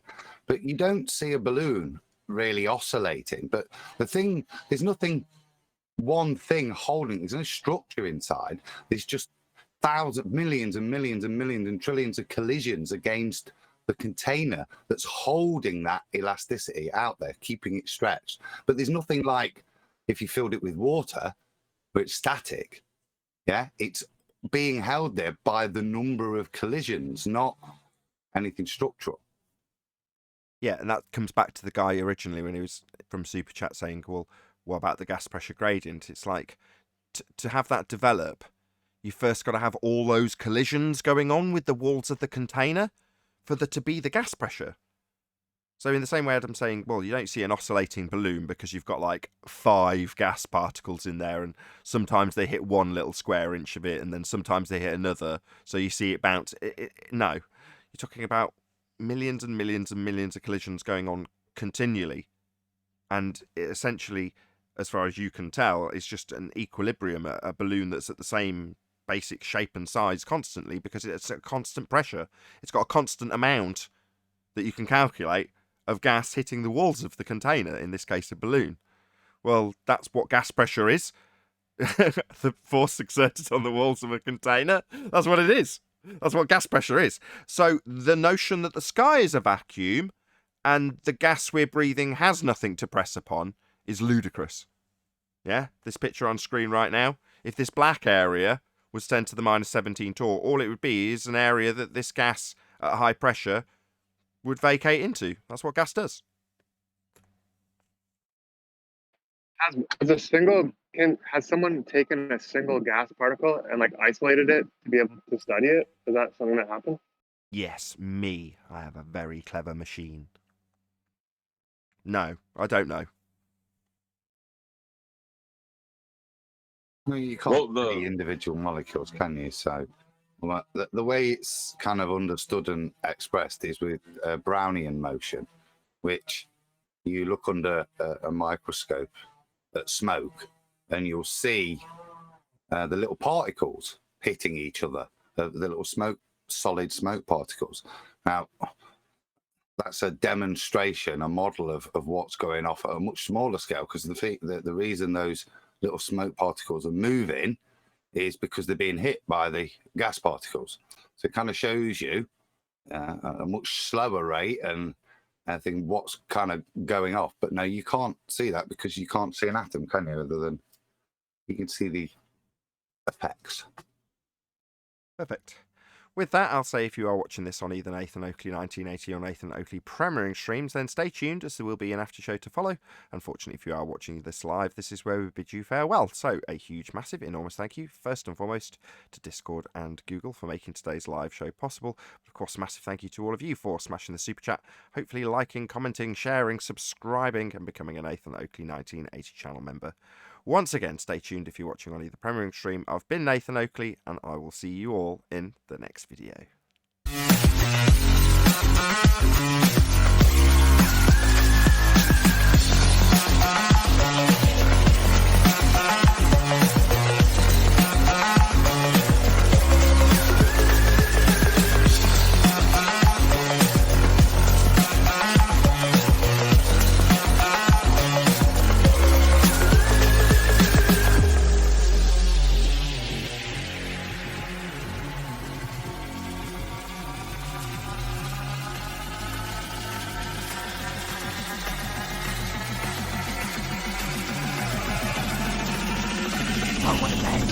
What a lovely day!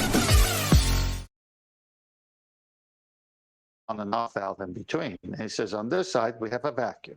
And on this side, we have gas. And what do you think is going to happen if I turn this valve?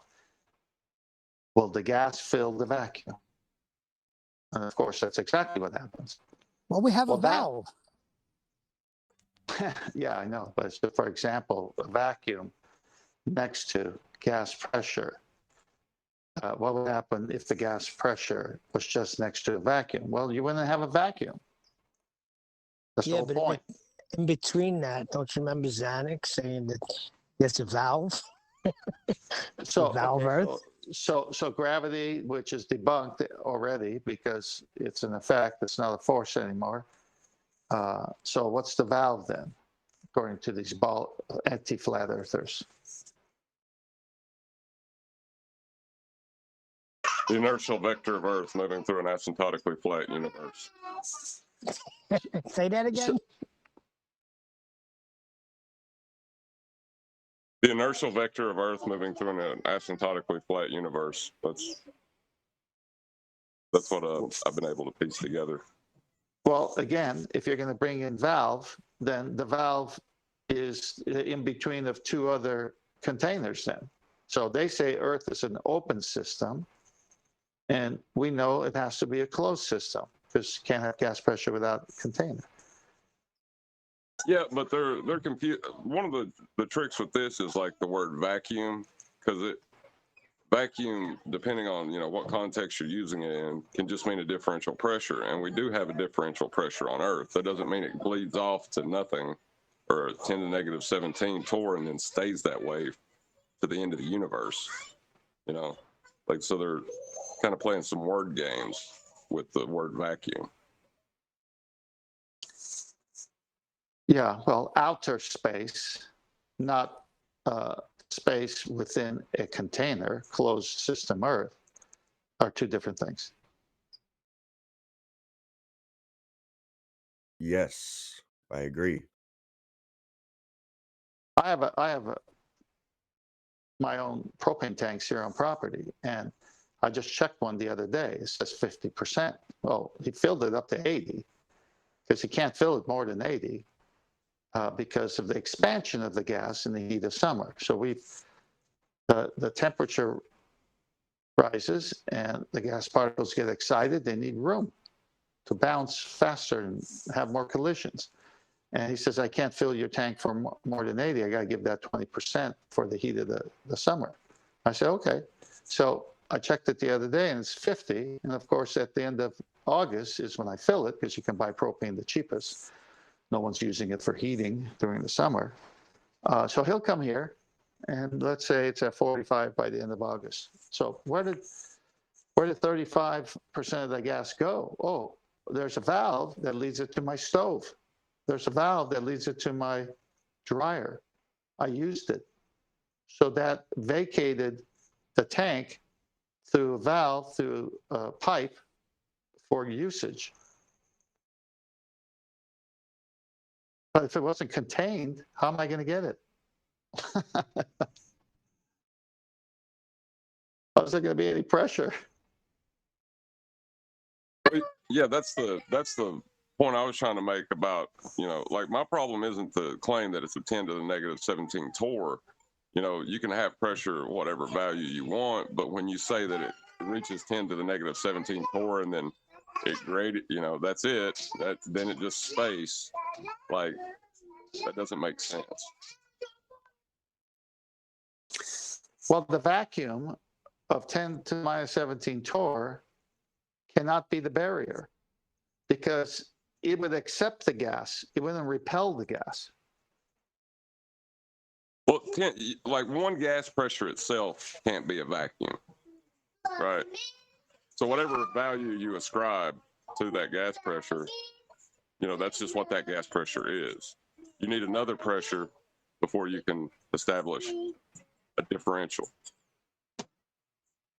Well, I don't mind differentials within a closed system because Earth's a dynamic system. Gas is produced at ground level, and we have temperature variations.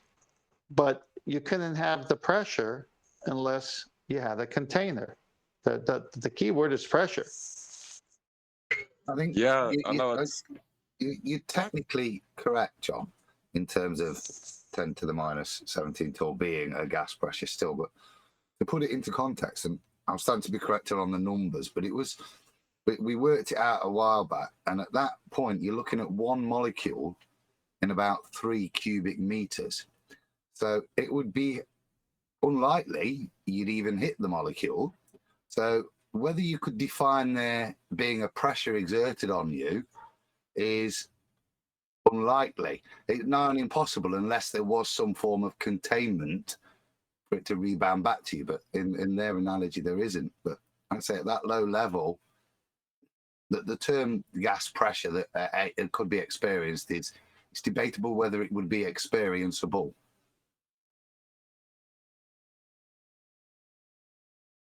Yeah, I'm not trying to make an argument that you wouldn't need a container.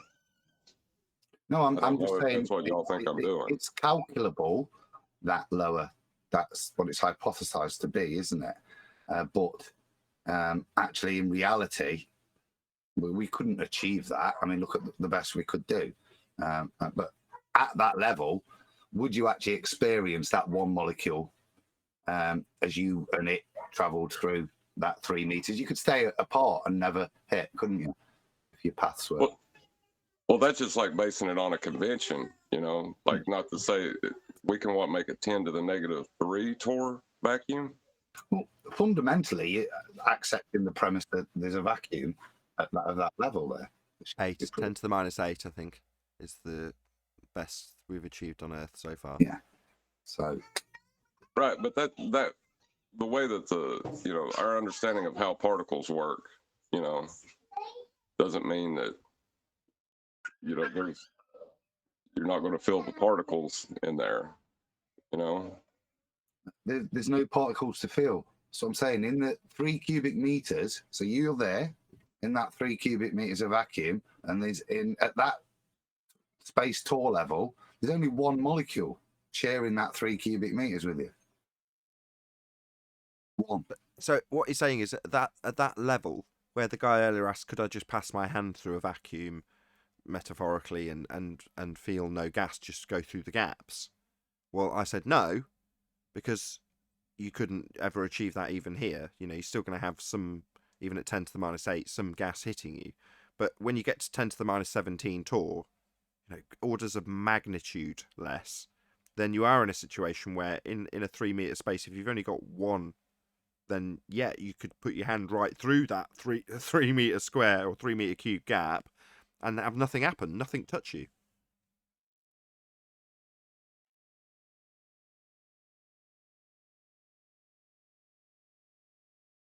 How does that work? I seen a video where they take these steel cars and they suck all the gas pressure out and they just collapse. What is that? Because how does that happen? The pressure on the outside is then forcing down with nothing resisting it on the inside. So the lack of pressure to counterbalance the air pressure outside means that the air pressure outside can crush that chamber because there's nothing resisting it on the other side. That's amazing.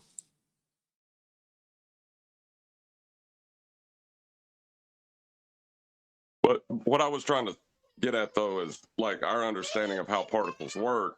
Now that quantum mechanics is moving forward, like we're assuming that particle has a journey between the two walls of the container, right? That's what we're going to assume when we say that particle can't do that. No, you're not assuming it. You can literally measure it. You can measure the journey, or you can measure where it makes the connection. No, you can measure the force on the walls. You can't. You did say journey. Should have listened carefully. Right, and that's my point. Like we might not understand how particles work as well as we like to think. No, I agree. The qualification conceded totally. Yeah, I agree. But the qualification of gas and the pressure it exerts on the walls of a container is still true. It holds true regardless. Yeah, until someone demonstrates otherwise. 17 Tor or not. That's what I'm saying. It doesn't matter if there is a 10 to the negative 17 Tor. You still need a container before you can have gas pressure. Or the vacuum, for that matter. You can't have a vacuum without a container.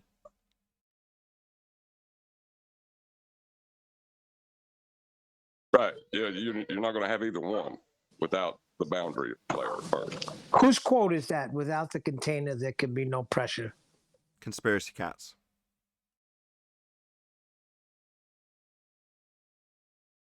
He's right. Yeah, it's yes, he is. That's right, Neil.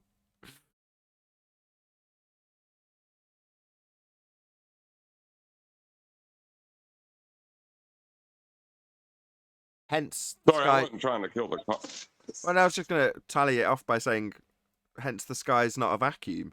Without the container, there can be no pressure. It's very elementary. My dear Watson. It's high school, high school level, but yeah. Air compressor.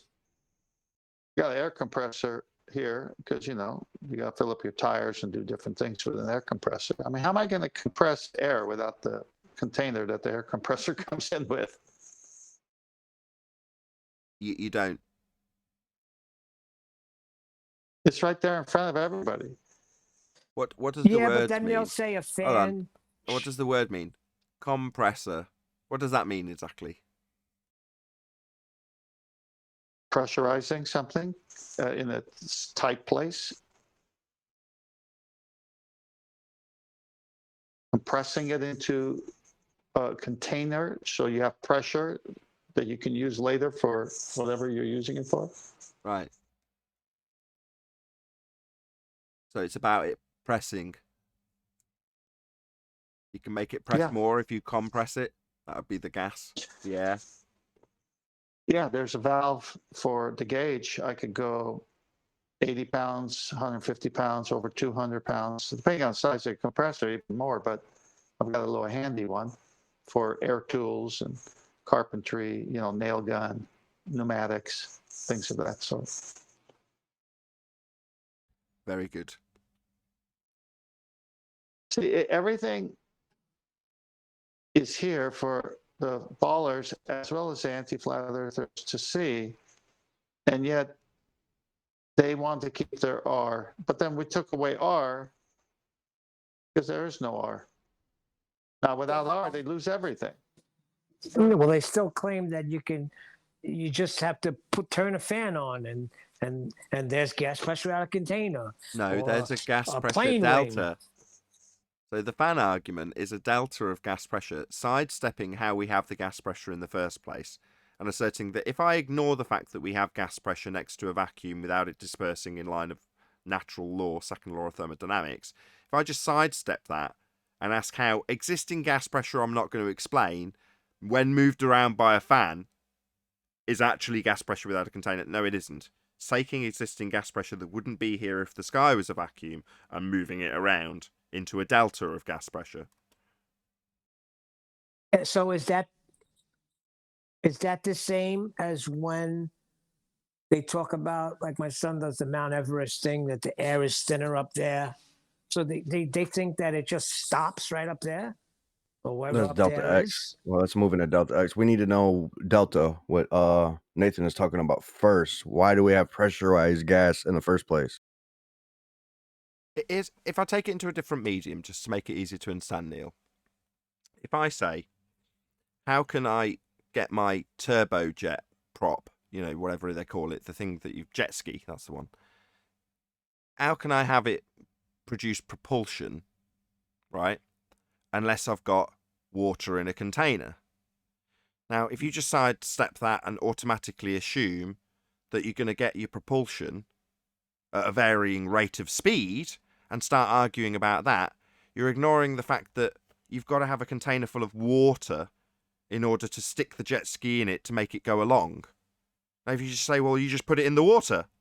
Now it's in the water, we're going to argue about how quick it's going to accelerate.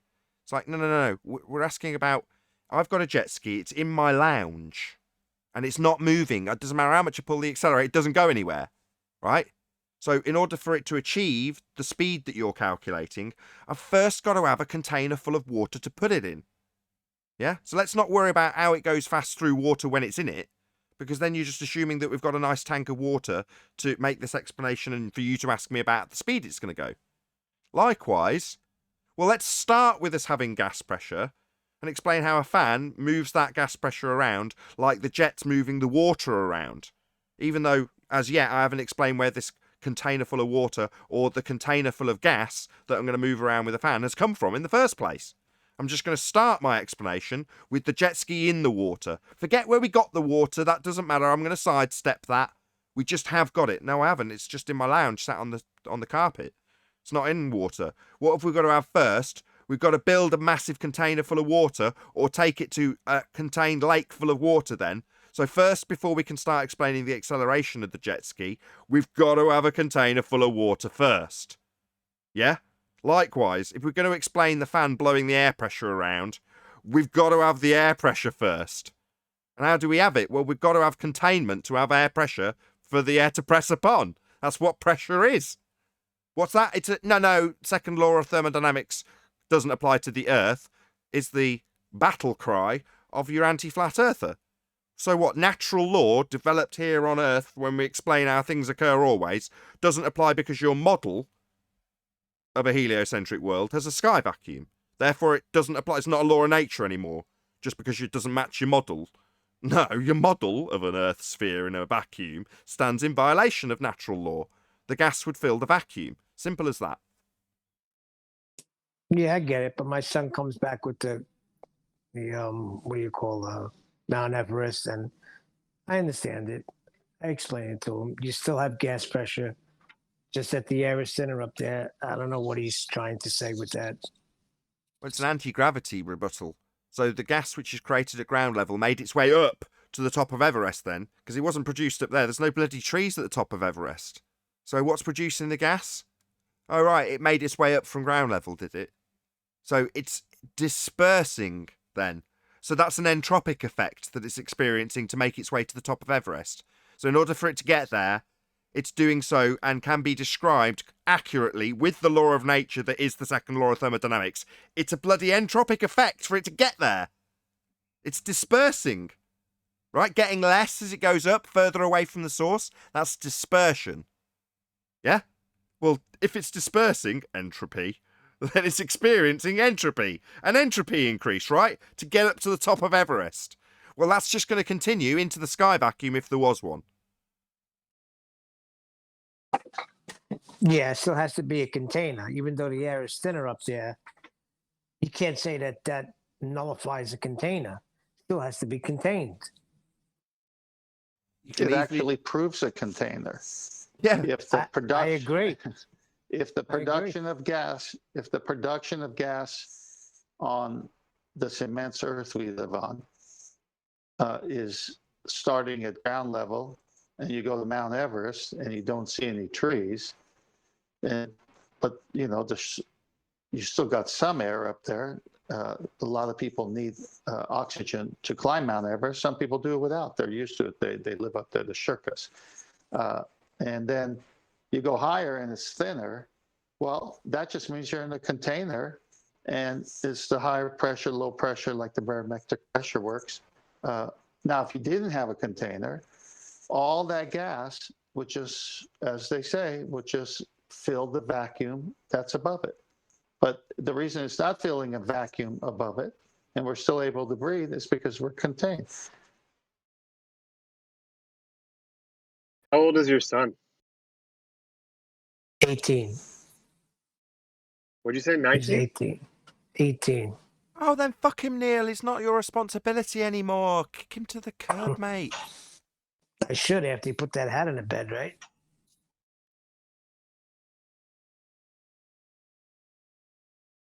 One day he'll hear a news report, right, Neil? This is something that you just want to get one over on him just for a bit of a giggle. And everyone here will remember this moment. There'll be a moment when it's, I don't know, it might be now, it might be a couple of years. Let's say it's a couple of years' time, right? It'll be 20. And he'll hear on the news, a 19-year-old man was arrested for burgling a house and has been sentenced to blah, blah, blah, blah, blah. And when you're a 20-year-old and you hear the news describing someone very similar age or younger than you as a man being prosecuted or anything else similar, you suddenly sit back and go, holy crap. so that's me now. I'm not a child anymore. I'm completely responsible for what I do and there's severe consequences for it. You're suddenly like, bloody hell. 19-year-old man. There's me still thinking I'm a kid at 20. Not true for me, but there we go. Just for the record, I got some good kids. Compared to me, when I was at 19, 18, I got saints. Yeah, but he doesn't understand and appreciate that the Earth is obviously unobservably flat, so technically he should be outcast. Crucify him! Not at all. Don't take that seriously. Yeah, I say it tongue-in-cheek, but I'm half serious. You know, at this point, your responsibility for educating him is over, Neil. Agreed. But he is thinking about it a lot. He could Hold deny on, it all hold he on. wants, Tenth, but he can you hears please it and he's mute? thinking about it. Hold on. Tenth, please mute. Please. Oh, I was going to say something. Sorry. Yeah, but while you're sitting there off mute, all we can hear is... That's all we hear while you're waiting off mute. Hey, that's gas pressure. Don't blame it on me. It's just frustrating. Anyway. Completely thrown me off my game now, Neil. What the hell were we babbling about? About your job My being son. done teaching the kids. Yeah. He's thinking about it. But I But don't he's think his your own job's man is ever what I'm saying. completed. Go ahead, Flat Earth Solar. Sorry. I'm just saying that I don't think it's ever concluded, the teaching of your kids or learning from your parents. Wow, there's an echo. No, I understand what Nathan means, though. As far as I'm responsible for him, he's a man now. Yes, and he makes his own decisions. He makes good ones. So, but he does hear me. He does hear it on the show. When we're in the car, I have the show on because I hear him making, you know, making remarks here and there, always negative. But I challenge him to come on and present his questions to you personally, Nathan, or to QE when QE is on. He's been on a few times, but listen, he can't get around the geometric horizon. That has got him stuck to the point where he denies the picture and the video and says, "How do I know that's even real?" So, you know, right there, he's dead. And nobody Ask your can get question. around the geometric horizon. That's Hold the on. problem. It was that flat Earth solar again. Well, no, I had a question for Neil about his son. Does he think he lives on a sphere because he has some proof for it, or does he think he lives on a sphere because he doesn't want it to be flat? That's a good question, but he holds that. No, Earth is spherical. It's proven. Well, you can tell because he'll start out each of his statements, it can't be flat because, or it is round because. How does he approach the topic?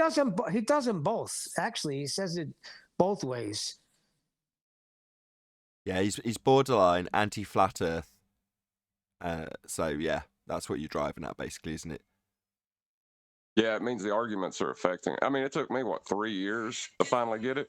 So don't give up on him. But see what it is. I get very hot-headed, real quick. So like it doesn't. I can't progress it. So the rule is now we're not talking about it no more. Plus, it good because cognitively, you know, you're forcing the kind of pain that we invite by having an open panel from the Globers or anti-flat earthers that join in Discord. Well, your son can't escape that, right? you can't escape you. I mean, he can, but that's the problem. That's what I was getting at. You know, you don't want to push him away. And now he's a fully grown adult. He's going to have the mental capacity to process this for himself. And I'm in no doubt about this, in the cognitive dissonance that we experience and see so often.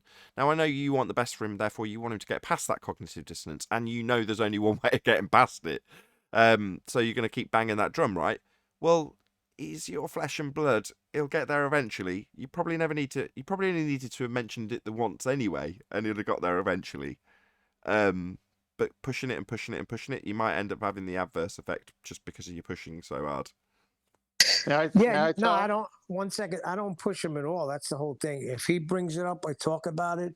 But the rule is not at the dinner table, because dinner is we eat, we talk. Tuesday nights we listen to church service, have communion. So it's nothing about flat earth at the dinner table. But he knows he gets under my skin, and he knows I'm hot and I'm quick.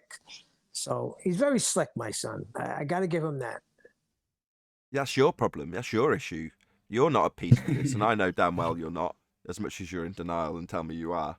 That's your issue. Yeah, I'm hot-headed, so I can't, I could have a conversation here. I still get hot here, too. But, when he starts with it, I just get so hot-headed. I can't even reason anymore. I forget everything. Are you at peace with aliens, Neil? Aliens as far as... Whatever. What do you mean, space aliens? Yeah. Are you at peace with that? Of course, I know it's going to happen. Ever get hot-headed? Ever get hot-headed about it? No. Right, because you're at peace with it. Absolutely. Right, but you get hot-headed about flat Earth quite frequently. Nathan, stop it. Why are you setting me up like that? I'm not. Yes, you are. Like at the beginning of the show, Neil, you become a muse. Is that the right word? Somebody you can paint on as a nice canvas, right? Yeah, you're having to contemplate this from your own perspective is useful to everyone listening. Don't take it personally. Yes, it is. I'm not picking on you. Yeah, but you're setting me up. No, it's not a setup. It's called a confrontation. That's something else. I'm at peace with flat Earth. I'm not at peace that my son don't accept it. But the vibes you're giving out are saying that you're not at peace with it, though. That's kind of where I'm going with this, Neil. In other words, right? How? If you became indifferent to it, that would be to say that your acceptance level was higher than it actually is, or what you think it is. Then that would emanate out to your son. In other words, if you were like, yeah, whatever, and kind of indifferent to it, because you know what's what, and you're at peace with it, which you are not, then that would have a positive effect on the people around you in that respect, regardless of which way they felt about it as well, I might add. I'm speaking from experience here. Oh, and yeah, that's how it's been lately. That's what I'm saying. But there will be little outbursts here and there, like the other day. But before that, that's exactly what I say to him. Yeah, okay, Jacob, whatever you say. Earth is still flat. And the horizon is not Earth's curve. Oh yeah, I answer him that way too. So it goes both ways. But sometimes, it gets hot because he knows all of these things. It frustrates me because he knows all of these things. He's very smart, but he's being stupid in this aspect. All right, so it doesn't have anything to do with flat Earth. It just has to do with your son believing in things that worry you, right? I wouldn't say I'm worried. Could be a Not gateway worried thing. about it. Maybe once, in a lot of instances, when people recognise the deception about flat Earth, they move on to realise that there's many other deceptions around them. They just have to apply a bit of critical thinking to some of them, and they find that the same outcome comes to pass when they assess it. So it's a useful gateway into complete and total, to succumb completely to the control system that you're in and accept carte blanche everything that you're told. Well, that is what you've got to be a globe believer, a normie globe believer, not an anti-flat earther. You've then had your cognitive processes stretched to the point of dissonance in that, and then you become something else. But for a normal globe believer, plus the other thing, Neil, why are you saying he's stupid? That's not true. He's constantly bombarded with brainwashing, and has been since birth. So you can't really blame anybody for this. But people perpetuating the lie half the time don't even know that they're doing it. Well, one good thing is, I heard him tell my other son, they just went high up. They didn't go to space. I heard him saying that about this thing that they did the other day, the Branson thing. I heard him telling my son Josiah they didn't go to space. They just went high. So that's a little reassuring. Come on, for me. even Joe Rogan said that. So I think everybody caught on to that, including Globers. Well, if Joe Rogan said it. Apparently. Yeah, he loves Joe I think Rogan that said it, then it must be safe, So go ahead, Solar. I think that the name anti-flat earther is very powerful because you only get flat earthers and anti-flat earthers. We're all flat earthers. Some of us just don't know it yet. I love it. Indeed. I was just thinking Well- maybe Neil's son's not belief in the flat Earth maybe makes him question his belief in the flat Earth. Does it make him question himself? To Neil, do you question yourself because your son doesn't believe, Neil? He's out of your freaking mind. Where he's getting this from? Psychologically, yes. He's out of Because your it's mind. when they don't accept it, you keep digging to try and find the thing that I will don't convert dig. them. What the hell is wrong with you? I don't dig. Did you hear what I said? We don't have this discussion anymore because it ends up being an argument. So it's really not even. This is the kind of non-chill an vibe that argument I was is not a talking dig. about, Neil. This is you not kind of taking it easy and yeah. Yeah, I know. I'm secretly a global. I don't. No, that's not what we're saying. it's the non-overreaction that That's we're not what talking we mean. My goodness. You're getting very sensitive about this. We'll leave you alone, Neil. I can tell you're very sensitive about it.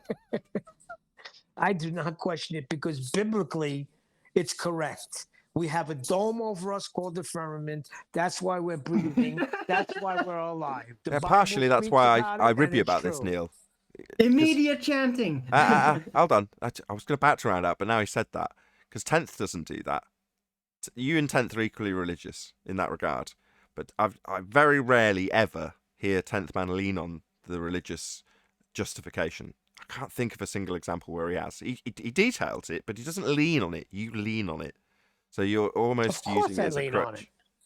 You lean on it. Well, it says it in the Bible, which almost says, well, even if I am wrong about it, it still says it in the Bible, which means there's a doubt in your mind that says, well, I need something else that props it up, and that's what you use to prop it up. No, not at all. You're going the opposite way with it. I believe that the Bible is literal. Everything that's written, it's literal. You're There's making my some point for poetry me. in it, but it's Yeah. literally what it says. Yeah, you're making my Including point for me. rebirth? Is that literal? Including what? I don't want to get into his debate about Rebirth. Arwin. They That's talk about it. That's not what I mean. You're leaning on that, Talking about right? In other words, spiritual when you rebirth. justify it as being, well, it still Not says it in the literal. Bible. It's almost like, you know, it's a justification rather than an acceptance, which is why I say you're not at peace with it. No, I'm at total peace. I'm at total peace. As a matter of fact, when I made that turn after literally berating my brother for 2 or 3 weeks, as the evidence came in, or non-evidence for the globe, I should say, there hasn't been a moment where I was like, oh, well, they're going to prove a sphere eventually. No. Okay. And then on top of it, when the black swan came forth, there's no geometric horizon. It's over. It's done. Okay. It's not I a think physical we'll place, just hold so on. I'm We at need to take a peace. vote from the other cult members. Has he proved himself worthy? No. It almost Is he sounded- allowed to Yes, stay? we all agree, Nathan. It Hey, seems. could I say But I something think that might be you Hold on, raise a one good of the point. elders wants to speak. Sorry. Go ahead. Well, I was going to say the black swan is technically like a anti-globe argument. It's not necessarily a flat Earth argument. That's correct. It's not in any way addressed to any anti-flat earthers either. In many ways, it's like the poison or the whatever, like the ooze in Spider-Man, you know, that turns people that way. So you give them the black swan argument, and if they were a globe believer, well, obviously the boat's being blocked by a physical sphere edge. Here's how many feet and inches. And you go, here's the black swan argument. At that point, they've basically been poisoned with anti-flat earth. They become an anti-flat earther as a result of the black swan, because that's the path they're faced with. Either an acceptance that you haven't got a physical geometric sphere edge and everything you claim is based on it, or you claim that you've got bendy tangents and become an anti-flat earther and talk nonsense. Now I will And like you said, Oh, why are we not the triggered Triggered by what? by, like you said, if someone asks you about aliens, you shrug your shoulders. I don't care what you think about aliens. But as soon as it comes to this topic, we get so emotionally invested in trying to get the opponent to understand what we're saying that it brings us to this point of where people think that passion is aggression. And it's almost like when you're trying to show someone 2 + 2 = 4 and they keep getting the 4 wrong. 2 + 2 = and they say 3, and you say no, 2 + 2 = and they say 5. And eventually you're like, no, come on, like concentrate. 2 + 2 =. Why is it that we get so emotionally strung when talking about this topic, as opposed, like you said, to other topics where you know inside and you don't actually need to convert anyone else? Perfect way for me to... What's the topic? Oh, maybe not. What was what Yeah, topic? it's very easy. We're not raised everywhere in the world, and every time we turn on the TV, we don't see 2 + 2 = 5 in the background everywhere. We're not taught that if you think anything Correct. that 2 + 2 = 5 is ridiculous, because if we had, then it would be a lot more triggering when brought up. Hold on. Divide by Very good, Arwin. I'll just give an example before the guy from Discord gets to ask his question. What about divide by 0, get everything in existence, Arwin? We're told that. Well, that is actually explained to be purely mathematical. See If how you it ask immediately your math launches into teacher, the he will justification. immediately tell you about it. Yep, launch into the justification. There would be outrage. Wait. Go ahead. 2 + 2 = 5. Can someone It's inform me what officially the not topic being is? reified. It's Hold on, admitted Arwin. to be purely mathematical. No, it is reified into the Big Bang.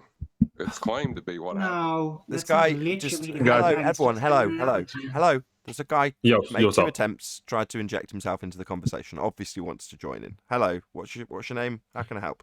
Hello, my name's Kopiko. I just wanted to know what the topic was about because I'm just listening at the moment. I don't even know what the topic of conversation is about. Yeah. Oh, okay, fair enough.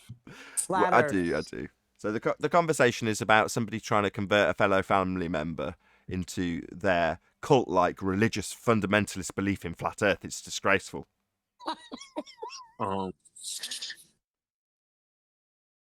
So are there actual flat That's earthers in not here, or is true. it a meme? Sorry, did you just want to ask your own questions, or did you want to know what the topic was? I've told you. Did you want to react to that, or just immediately change the Oh subject? yeah, no, I did. I did react to that. I said, are there actual flat earthers in here, or is it just a meme? Like, do people actually believe that's true, or in this call, I'm saying? This is a flat Earth Discord server. Yes, many of us are flat earthers. Is that really your question? No, but I feel like if you guys are having a discussion about something, don't you both have to have different views on flat Earth theory? It's not a theory. Theory? Well, I mean, look, guys, I'm not a flat earther, so I was just trying to listen. So I don't know if you both are speaking. No worries. First and that's all. foremost, you've had a groan from several people here when you've said theory. Would you like that explaining? If they want to, sure, but yeah, it's yeah, useful. sure. Okay, so theory would be a term used in science, and theory comes after experimentation. So phenomena, hypothesis, experiment, then theory. So when you say flat Earth theory, it's like, what theory? We're not asserting any theory. Obviously, the term's misused quite a lot, because it could also mean, colloquially, a Mystic Meg theory or a Nostradamus theory. And that's how theory's used when assertions of the sphere are being made, because there's no scientific evidence that we're on a sphere. That's why you got a groan. Right. Oh, fair enough. Well, okay, okay, fair enough. So what would I say? Flat Earth, what would be the better follow-up word? I don't know. Idea? I don't know what's going on in your brain. Truth. Flat Earth Flat Earth fact. truth. Description. Oh, come on. The description of an aspect of the world we live in. But It's a fact. I'm someone who doesn't believe it's flat Earth, so I wouldn't say that's the truth. Sorry, I misheard you. Say it again. No, I'm just saying, you're saying the flat Earth truth. Someone said to call it the flat Earth truth, right?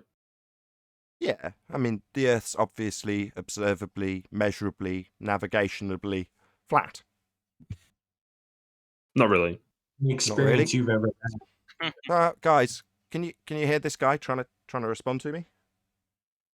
What do you mean, not really? Well, if you've seen the study on how there was 2 people, right? I don't know what the study is exactly called, but there were 2 people standing on a flat, like let's say just like a desert, very, very flat, no mountains, not a hilly surface, just flat. And there was very flat, yes. And the person that was standing far away could only see the horizon. He couldn't see the other person or the helicopter that was there. Now the person standing next to the helicopter beyond the horizon was obviously in contact with the person standing far away and said, okay, the helicopter is going to take off. Tell me when you see it in the air. The person close sees the helicopter ascending, but the person standing far away who's looking out in the horizon sees nothing. And then the guy's like, no. So I'm saying, if it was flat, you'd see the helicopter rising at the exact same time. But it took longer for the person standing further away to see the helicopter.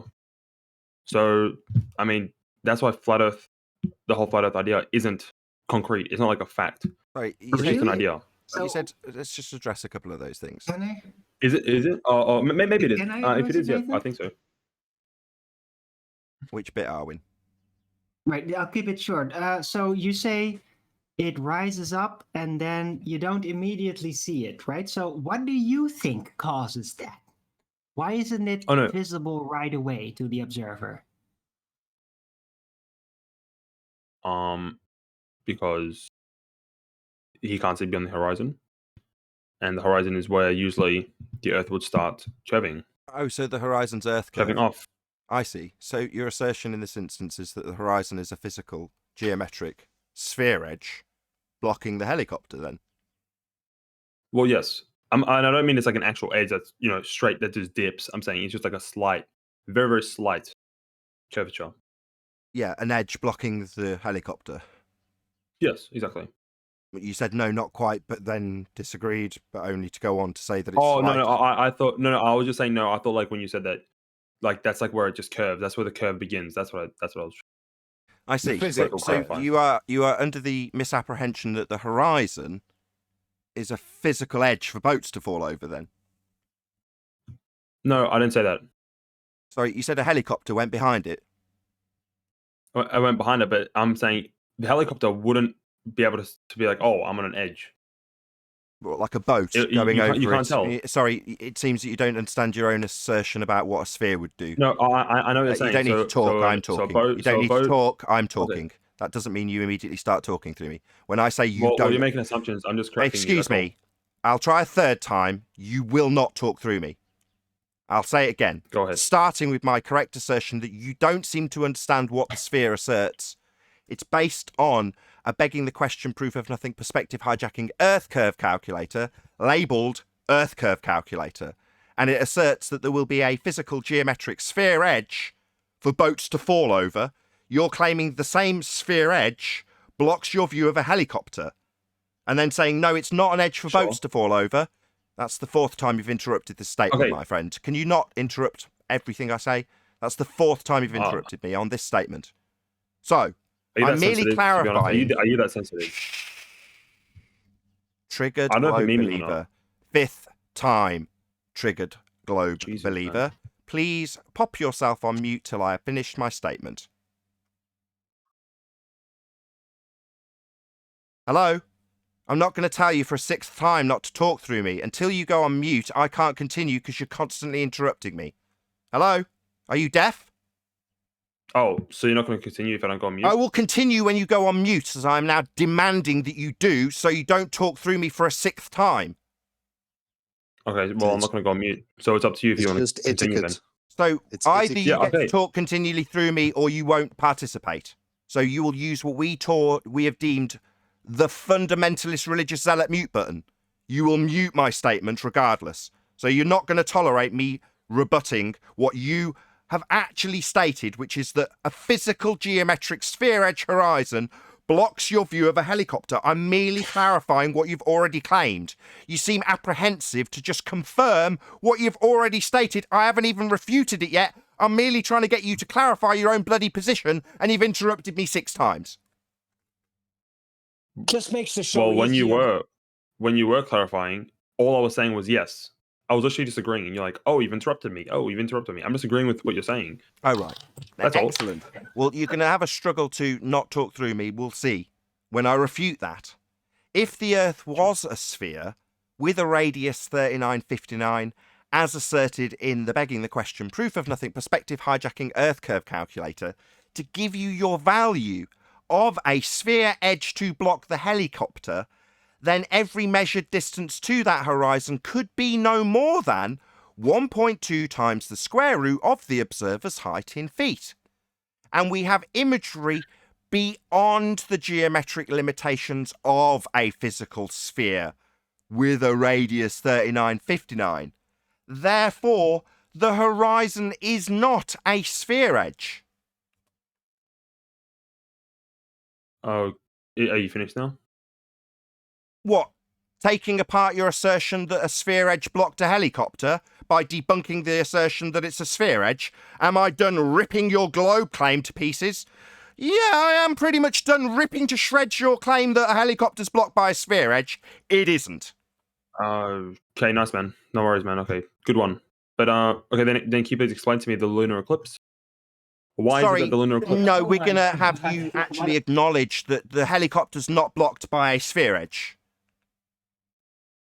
Sure, I One acknowledge it. topic at Okay, a happy. time. Well, I'm Topical. still okay. I said it. I acknowledge it. Fair enough. Well, What then the because Earth to is be honest, not a sphere. I don't Excuse understand me. the mathematical terms he's brought up. I'm Yes, just once agreeing you've with him. conceded, you don't need to continue babbling indefinitely. No, That's I'm correct. allowed to. I'm allowed to. Sorry, I'm allowed What, to. babble Sorry. indefinitely? You've conceded. No, your example with a helicopter being No, blocked I'm by... allowed to. I'm allowed to. I said yes to that.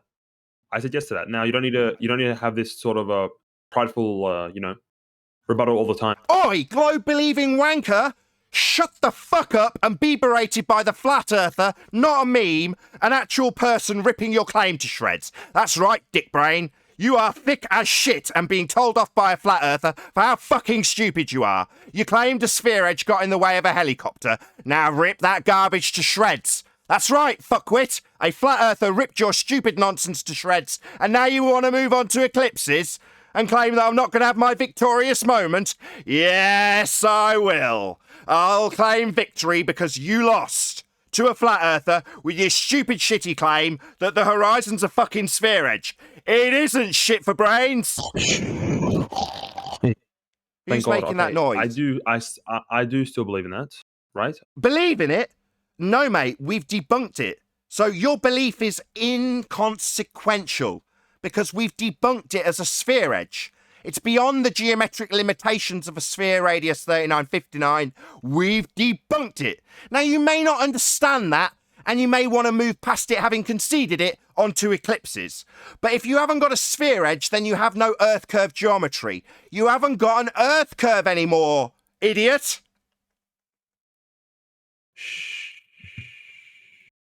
Childish 1-2 at that. All I'm going to say to you is, okay, the thing that I didn't agree with was when you said, oh, then a boat falls off. When you said that, I said, no, it doesn't merely just fall over, like fall off the edge. It goes into it. That's all I want to say. What, the edge that I've debunked with a modus tollens argument, Black Swan debunking physical geometry? No, your boat are claimed to go over an edge and have a feet and inches value ascribable in the begging the question, proof of nothing perspective hijacking Earth curve calculator based on an R value and a tangent point to a horizon. We have debunked that. Therefore, you no longer have Earth curve, my friend. So you actually believe it's flat?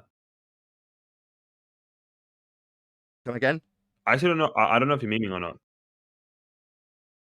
Come again? Flatter. I know. But I'm saying because based on that, what he's saying, based on that the debunked thing that I said, okay, if he has evidence to provide, if he's what he's saying is true, I can't refute that.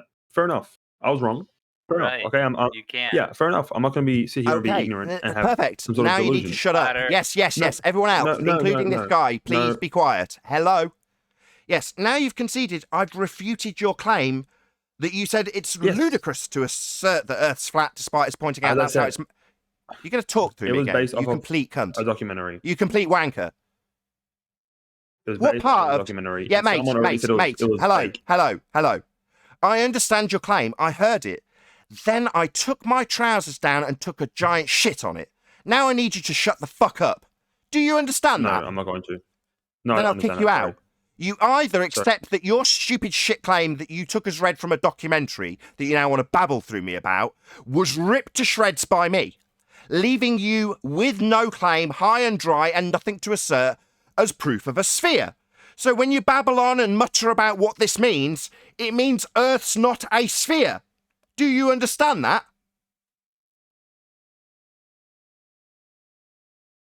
Nathan, all I'm going to say is, you can ask anyone here who's listening, I already confessed that said was wrong based on the evidence you provided. Excellent. Now it's my opportunity to welcome you to Flat Earth. No, I'm definitely not joining Flat Earth. No, it's not joining. It's a recognition that we don't have Earth curve, which is what would be required to be on a sphere. And as you've just conceded, you don't have that anymore. So, welcome to Flat Earth. Earth is obviously, observably, measurably, and navigatably flat. And when you say, no, a helicopter went behind the horizon, I just point out the horizon's not Earth curve. And then where do you go with your belief in being on a sphere? Then, can you explain to me what the horizon is then, please? It's the apparent position where the sky meets the ground or sea. Okay, and what's beyond it? What's beyond it? Is it still just flat? Sorry, who cares? It's not Earth curve. Your belief in a sphere has Earth curve. And we've debunked it, my friend.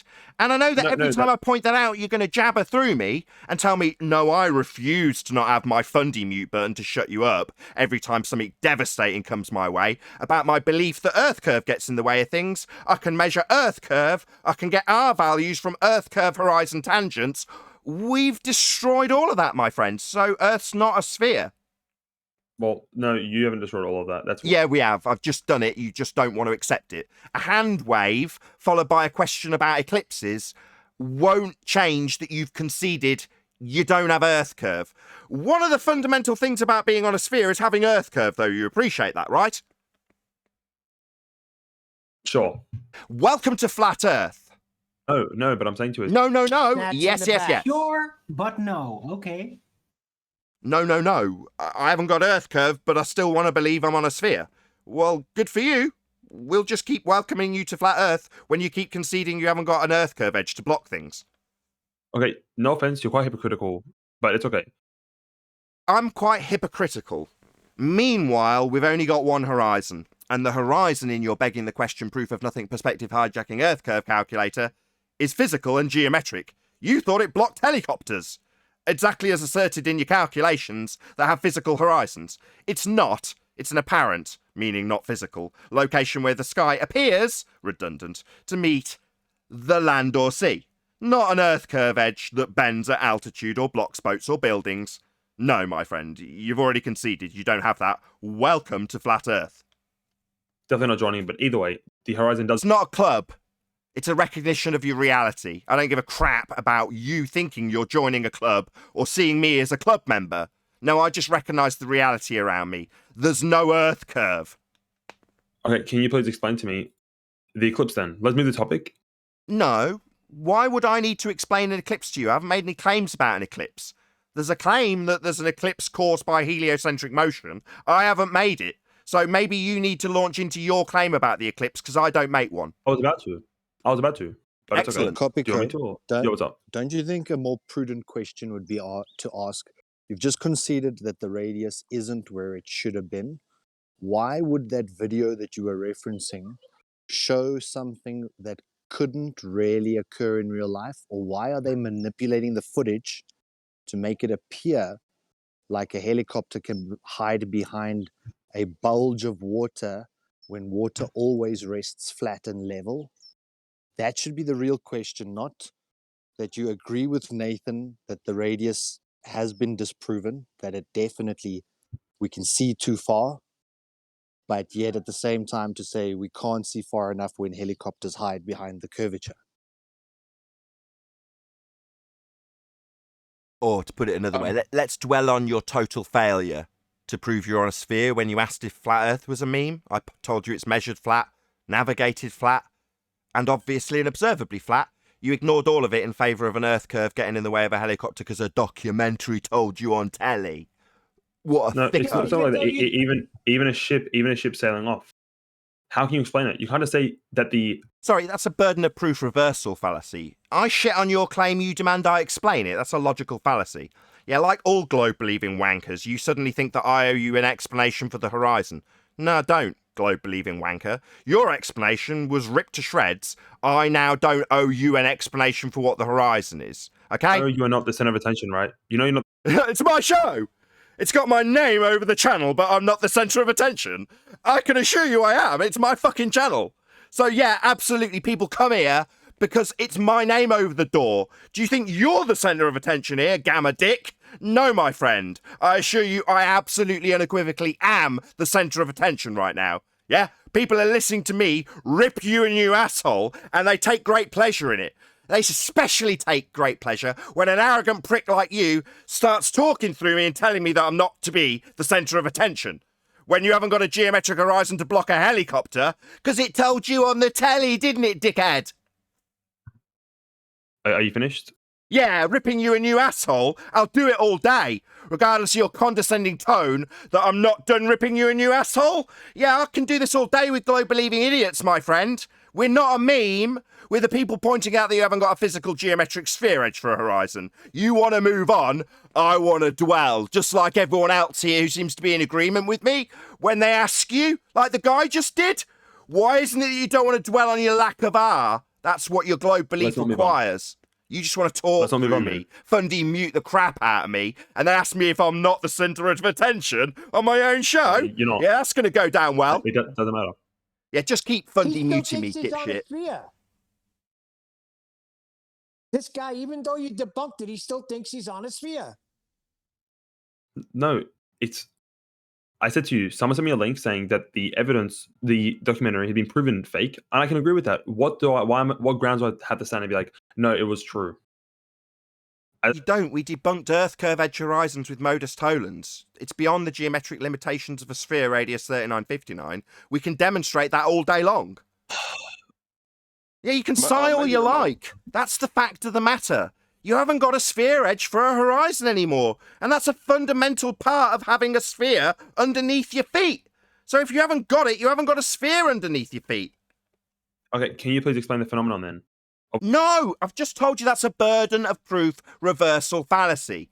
Me ripping apart your claim that a horizon that's physically blocking things, as per my depiction on screen right now, where it says location of geometric horizon, and the two triangles represent the thing it's blocking, and I rip that to shreds, I then don't have to launch into an explanation for the horizon. That's not my burden. I haven't made any claims about it. I've just ripped your claim that it blocked a helicopter to shreds. I owe you nothing thereafter. This guy telling me I don't owe him anything. I don't owe you jack. I'm not going to explain the horizon to you. No. You, on the other hand, are a dick and claimed it blocked a helicopter and then had that ripped to shreds and now feel you've got the right to demand an explanation from me. You haven't. I never said that. Yeah, you did. You asked me to explain it, you stupid moron. You don't realise you're being recorded? Yes, you did. It doesn't matter if I'm recorded. I must. Yeah, it means that when you lie and say you haven't just claimed that, I can trim it out and play it right after you lie. So stop lying, you globe-believing twat. This is Yeah, you did demand that I explain it, burden of proof reversal fallacy. Then you lied. You just embarrassed me yourself. Yeah, then you Fundy muted me. So now it's Fundy mute time. You have reversed the burden of proof and demanded an explanation for the phenomena of the horizon of me because I took apart your claim. That's a fallacy. You keep ignoring it. I'm not. Oh my goodness, man, you're really self-centered as a person. That's called an ad hominem fallacy. Attack the man rather than the argument. Your argument being a helicopter's blocked by a horizon, and now you're attacking me, the man. Another logical fallacy. I confess to that. What more do you want me to do? What more do you want me to do? Nothing. I don't want you to do anything. I want you to shut the fuck up. But it doesn't seem to matter how many times I try and take apart your complete horse shit that you think has come from a meme. That would be me, not a meme, mate. A guy ripping you a new asshole. You refuse to shut the fuck up. You constantly Fundy mute me. So what do I want? I want you to sit down and shut the fuck up. How about that? Can you do that? You globe-believing retard? So is this what you? So you can't sit down and shut up. So what I want's irrelevant because you're a globe-believing chanting bastard who won't shut up. Okay. I don't believe you're just. So shut up, you stupid idiot. No, you want to chant through me. I know. People share their pain with me all the time. They get to the point where they're welcome to Flat Earth and they say, no, I want to perceive it as a club that I don't want to join. Yeah, we know. Yeah, your path is anti-Flat Earth from here on out. Working out ways of getting back a physical geometric sphere edge to block things in the distance, even though you've already conceded it doesn't exist. Yeah, we know what you need. You need to chant through me. You're all the same. Are you done? What, on my show berating you, the clown? No, I've told you that. You've already asked that, and I've answered. No, I could do this all day. I do it for a living. I do it daily. And that would be to berate clowns like you upon concession who ask if I'm done. No, I will continually point out that for Earth to be a sphere, it'd need Earth curve. You've claimed it's the horizon blocking a helicopter. I've ripped it to shreds.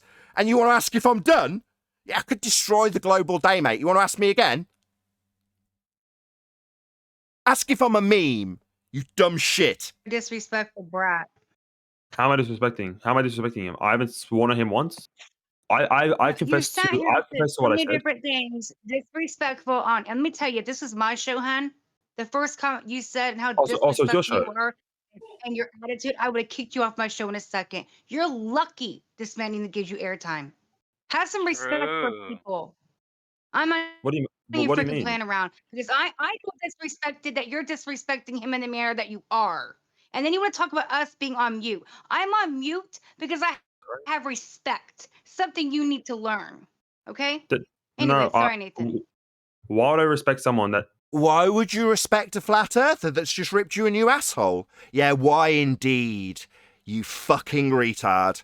Yeah, because you're an arrogant prick who has decided that we're stupid. Therefore, why would we get any respect? Yeah, I understand. I've dealt with it for years. So when I take great pleasure in ripping you a new asshole, pointing out how fucking stupid you are, I will berate you, I will tell you off, and I'll talk down to you like the dumb twat that you are. Okay. Good. I'm glad you accept that you will be berated by the person more intelligent than yourself. So when you feel that you don't deserve respect, you do. You're an idiot. You're being educated and you should be grateful. As is being pointed out to you, you should be thankful, where in fact you're asking me if I'm done. What, done educating you, dumbass? No, that's an eternal job that will never end. People like you will be forever thick. And no matter how much I attempt to educate your dumbass, you'll merely ask if I'm finished when you've interrupted me. I have a question for him. No, look, when I ask if you're done, I don't mean to come off disrespectful if you're that sensitive. I'm sorry. Really, when I've asked you to shut the fuck, sit down and put yourself on mute about 14 times, not being disrespectful, yeah, I've told you to shut up, it's my show, and I want you to shut up, you're the dumbest person here. You've offered a response, conceded it, and now you want to babble on with your next crap that we'll have to take apart, with you interrupting and asking if we're done. Yeah, we know you're being disrespectful. You're just a lying piece of shit who is now trying to justify your abject disrespect of us. It's double standards. Nice one. You're the one clutching your pearls because he swore. You're a little bitch. No, he said I'm not disrespecting him. I didn't know he's that sensitive. That's disrespectful. To me, I don't Right need there. I don't need you to respect me. I never asked for your respect. Sorry, I don't respect you, you complete fucking clown. You think I have an ounce of respect for you? I'm talking down to you, you dumb shit. You think I respect you? Hello, I took a giant shit on your argument and I'm now calling you a fuckwit. You think that's respect? Oh my god, you're thicker than I thought. I don't respect you. In fact, I'm overtly disrespecting you. Do you understand what's happening? You're being overtly disrespected by the person who has ripped your argument to pieces, demonstrating how stupid you are. That's not respect. Then you question whether or not you should give me respect. Yeah, I don't want it. I don't care if you respect me, because I'm in a position to disrespect you based on your abject stupidity. Do you understand me, clown? No, I don't. Yeah, I know that. You're thick. Yeah, that's another overt disrespect remark to you. Thick. Even when you're being berated and talked down to by someone clearly more intelligent than you, you don't realise it's even happening and question whether or not you owe somebody respect, you gamma prick. Yeah, it's all about whether or not you're getting the respect here. Nobody gives two shits. We don't know who you are. We don't know your name. We have zero respect for you, globe-believing clown. You've been shown you have no geometric horizon. Earth is not a sphere, but you still believe you're living on a ball. That's amazing. No, I've confessed to the documentary and what my claim was to be wrong. Then I asked another question because my claim was based on something that was already proven fake. I didn't know that. I was educated on that by Nathan and someone else who sent me a message proving that it was wrong, and I confessed to that.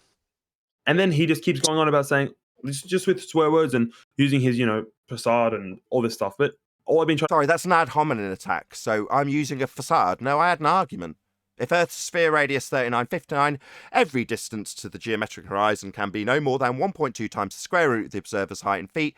Distance in the black swan to the horizon beyond the geometric limitations of a sphere radius 3959. That's my argument. What you talking about, this facade? I'm saying the way you speak. Sorry, my accent? That's not a facade, and who gives a shit about how I speak? I speak very disrespectfully to people like you, who want to move on the subject, even though everyone around them saying, why is it that you want to move on in your globe belief that's already been ripped to pieces? Why would you want to do that? We want to dwell on this.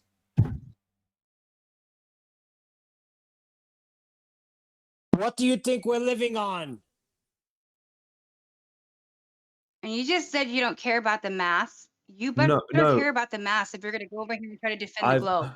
I've made it clear from the start that I don't have enough knowledge about the math behind the Earth's spherical shape or flat shape, right? I don't have. I get it. So you're an ignorant fuckwit who thought he could stroll into a flat Earth server and assume we're all memes. Yeah, you're the most ignorant person here, my friend. We know. The fact that you now realise and can verbalise just how ignorant you are. You wouldn't listen. So why are you jabbering through me? You've just explained, yet you don't know your own fucking argument. We know. And I know as well. Yeah, good. So maybe you should sit down and shut up? Yeah, then why do you have attitude? If you Yeah, dumb shit. Sit down, put yourself on mute. Don't demand that you're going to get the next question answered.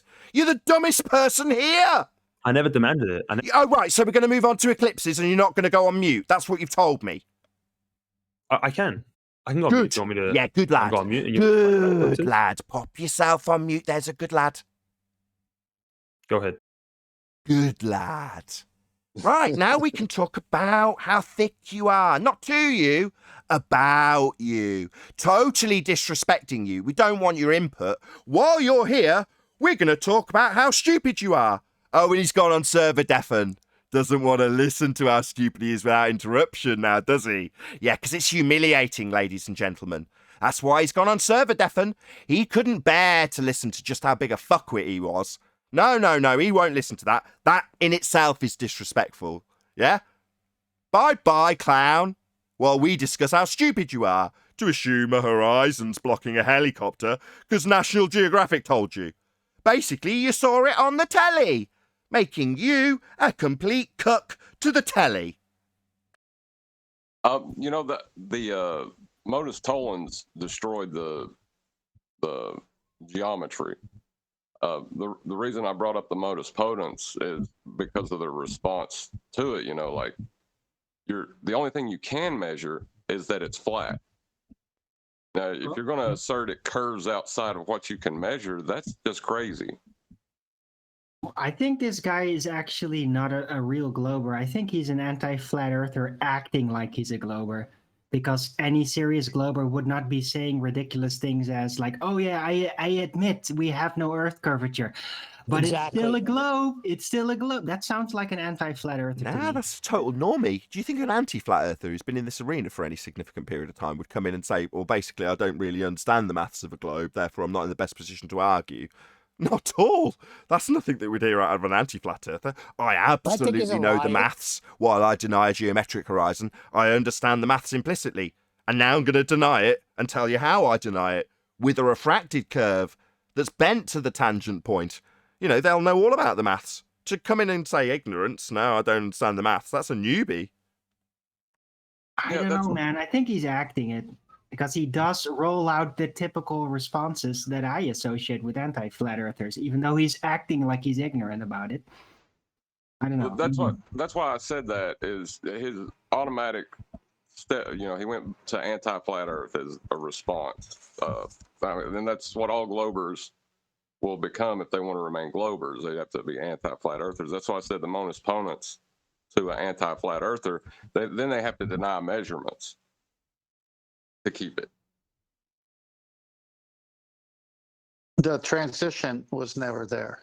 Once he conceded the way he did, the next transition should have been, okay, so what is it that I'm observing when I see bottom-up obstruction?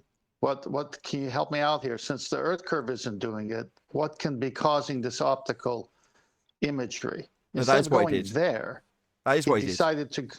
Hold on, that is what he did. He said, well, what causes this phenomena? Logically, the step that you're saying he should have taken, he did take.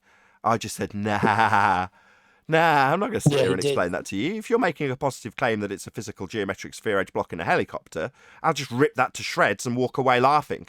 What's that? I've got to tell you what I've learned over 5 years?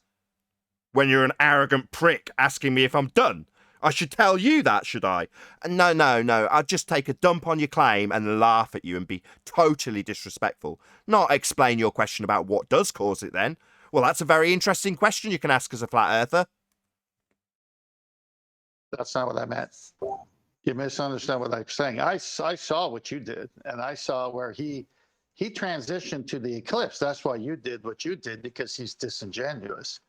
If he was honest, I would answer the next question if he hadn't gone to the eclipse, but he already went there. I'm saying if he could rewrite the whole thing again. He just had his curve taken away, so it's no longer a sphere.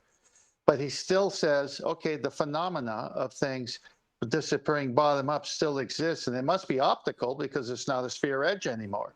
He didn't go that direction. He went to eclipses. That's why you didn't answer him, because he didn't really. Because he still thinks he's on a sphere. Hold on. He did go that direction because he conceded things go into the horizon and not behind it.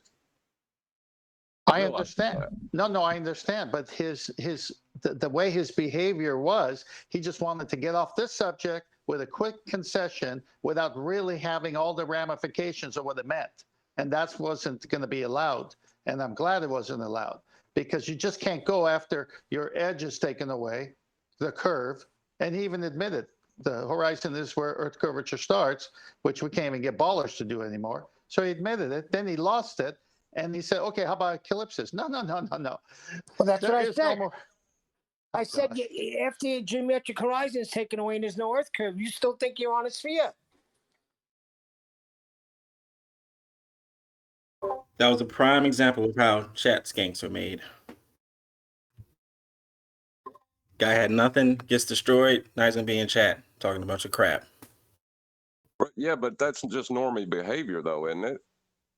Most people react that way. I think so. Especially if he's found his way here. He's not found his way here by accident, so he's obviously on that path already. You can't just say, I just happened to stumble into flat earth debate, science versus pseudoscience Discord forum and go, is flat earth real? Yeah, right. Yeah, the first thing he said was, is this a joke, basically? Are you guys here as a joke? That was the first thing he said. Yeah, but he was disingenuous. He knows exactly what this is. Well, most anti-flat earthers, like when they say that Nathan's actually a glober and he's just lying about it or whatever, they have to believe that, because when they come at him, they get stomped. So he's obviously smarter than them about this subject, so they know it's a globe, so he has to be lying by default to them because it can't be flat in their mind. Yeah, he's in it for the money. Yeah, I'm disingenuous. I've got a facade. Anna Modus Toland's argument about Earth being a sphere radius 3959 and the geometric limitation of that sphere being breached in the Black Swan. Meanwhile, my accent and my facade and my wanting the money. Yeah, okay, whatever. Smash the super chat, by the way. I'm just saying that, like, where they're at in trying to understand this subject, they think they know something, and they think they know that it's a ball, and they have to wrap their head around it some way. So that's the only way they can go and try to hang on to that idea. Indeed. I think that's probably going to be my opportunity to round out this after show. So with that, I'm going to say, first and foremost, a huge, massive, enormous thank you to both Discord and G+ panels for making today's after show possible. Of course, a massive thank you to all of you in either Nathan Oakley 1980 or Nathan Oakley Premiering streams, hopefully smashing the super chat, liking, commenting, sharing, subscribing, and all that good stuff. Also, below this video, you can get £50 for swapping your UK electricity supplier to Octopus Energy. I've been Nathan Oakley, and I will see you all in the next video.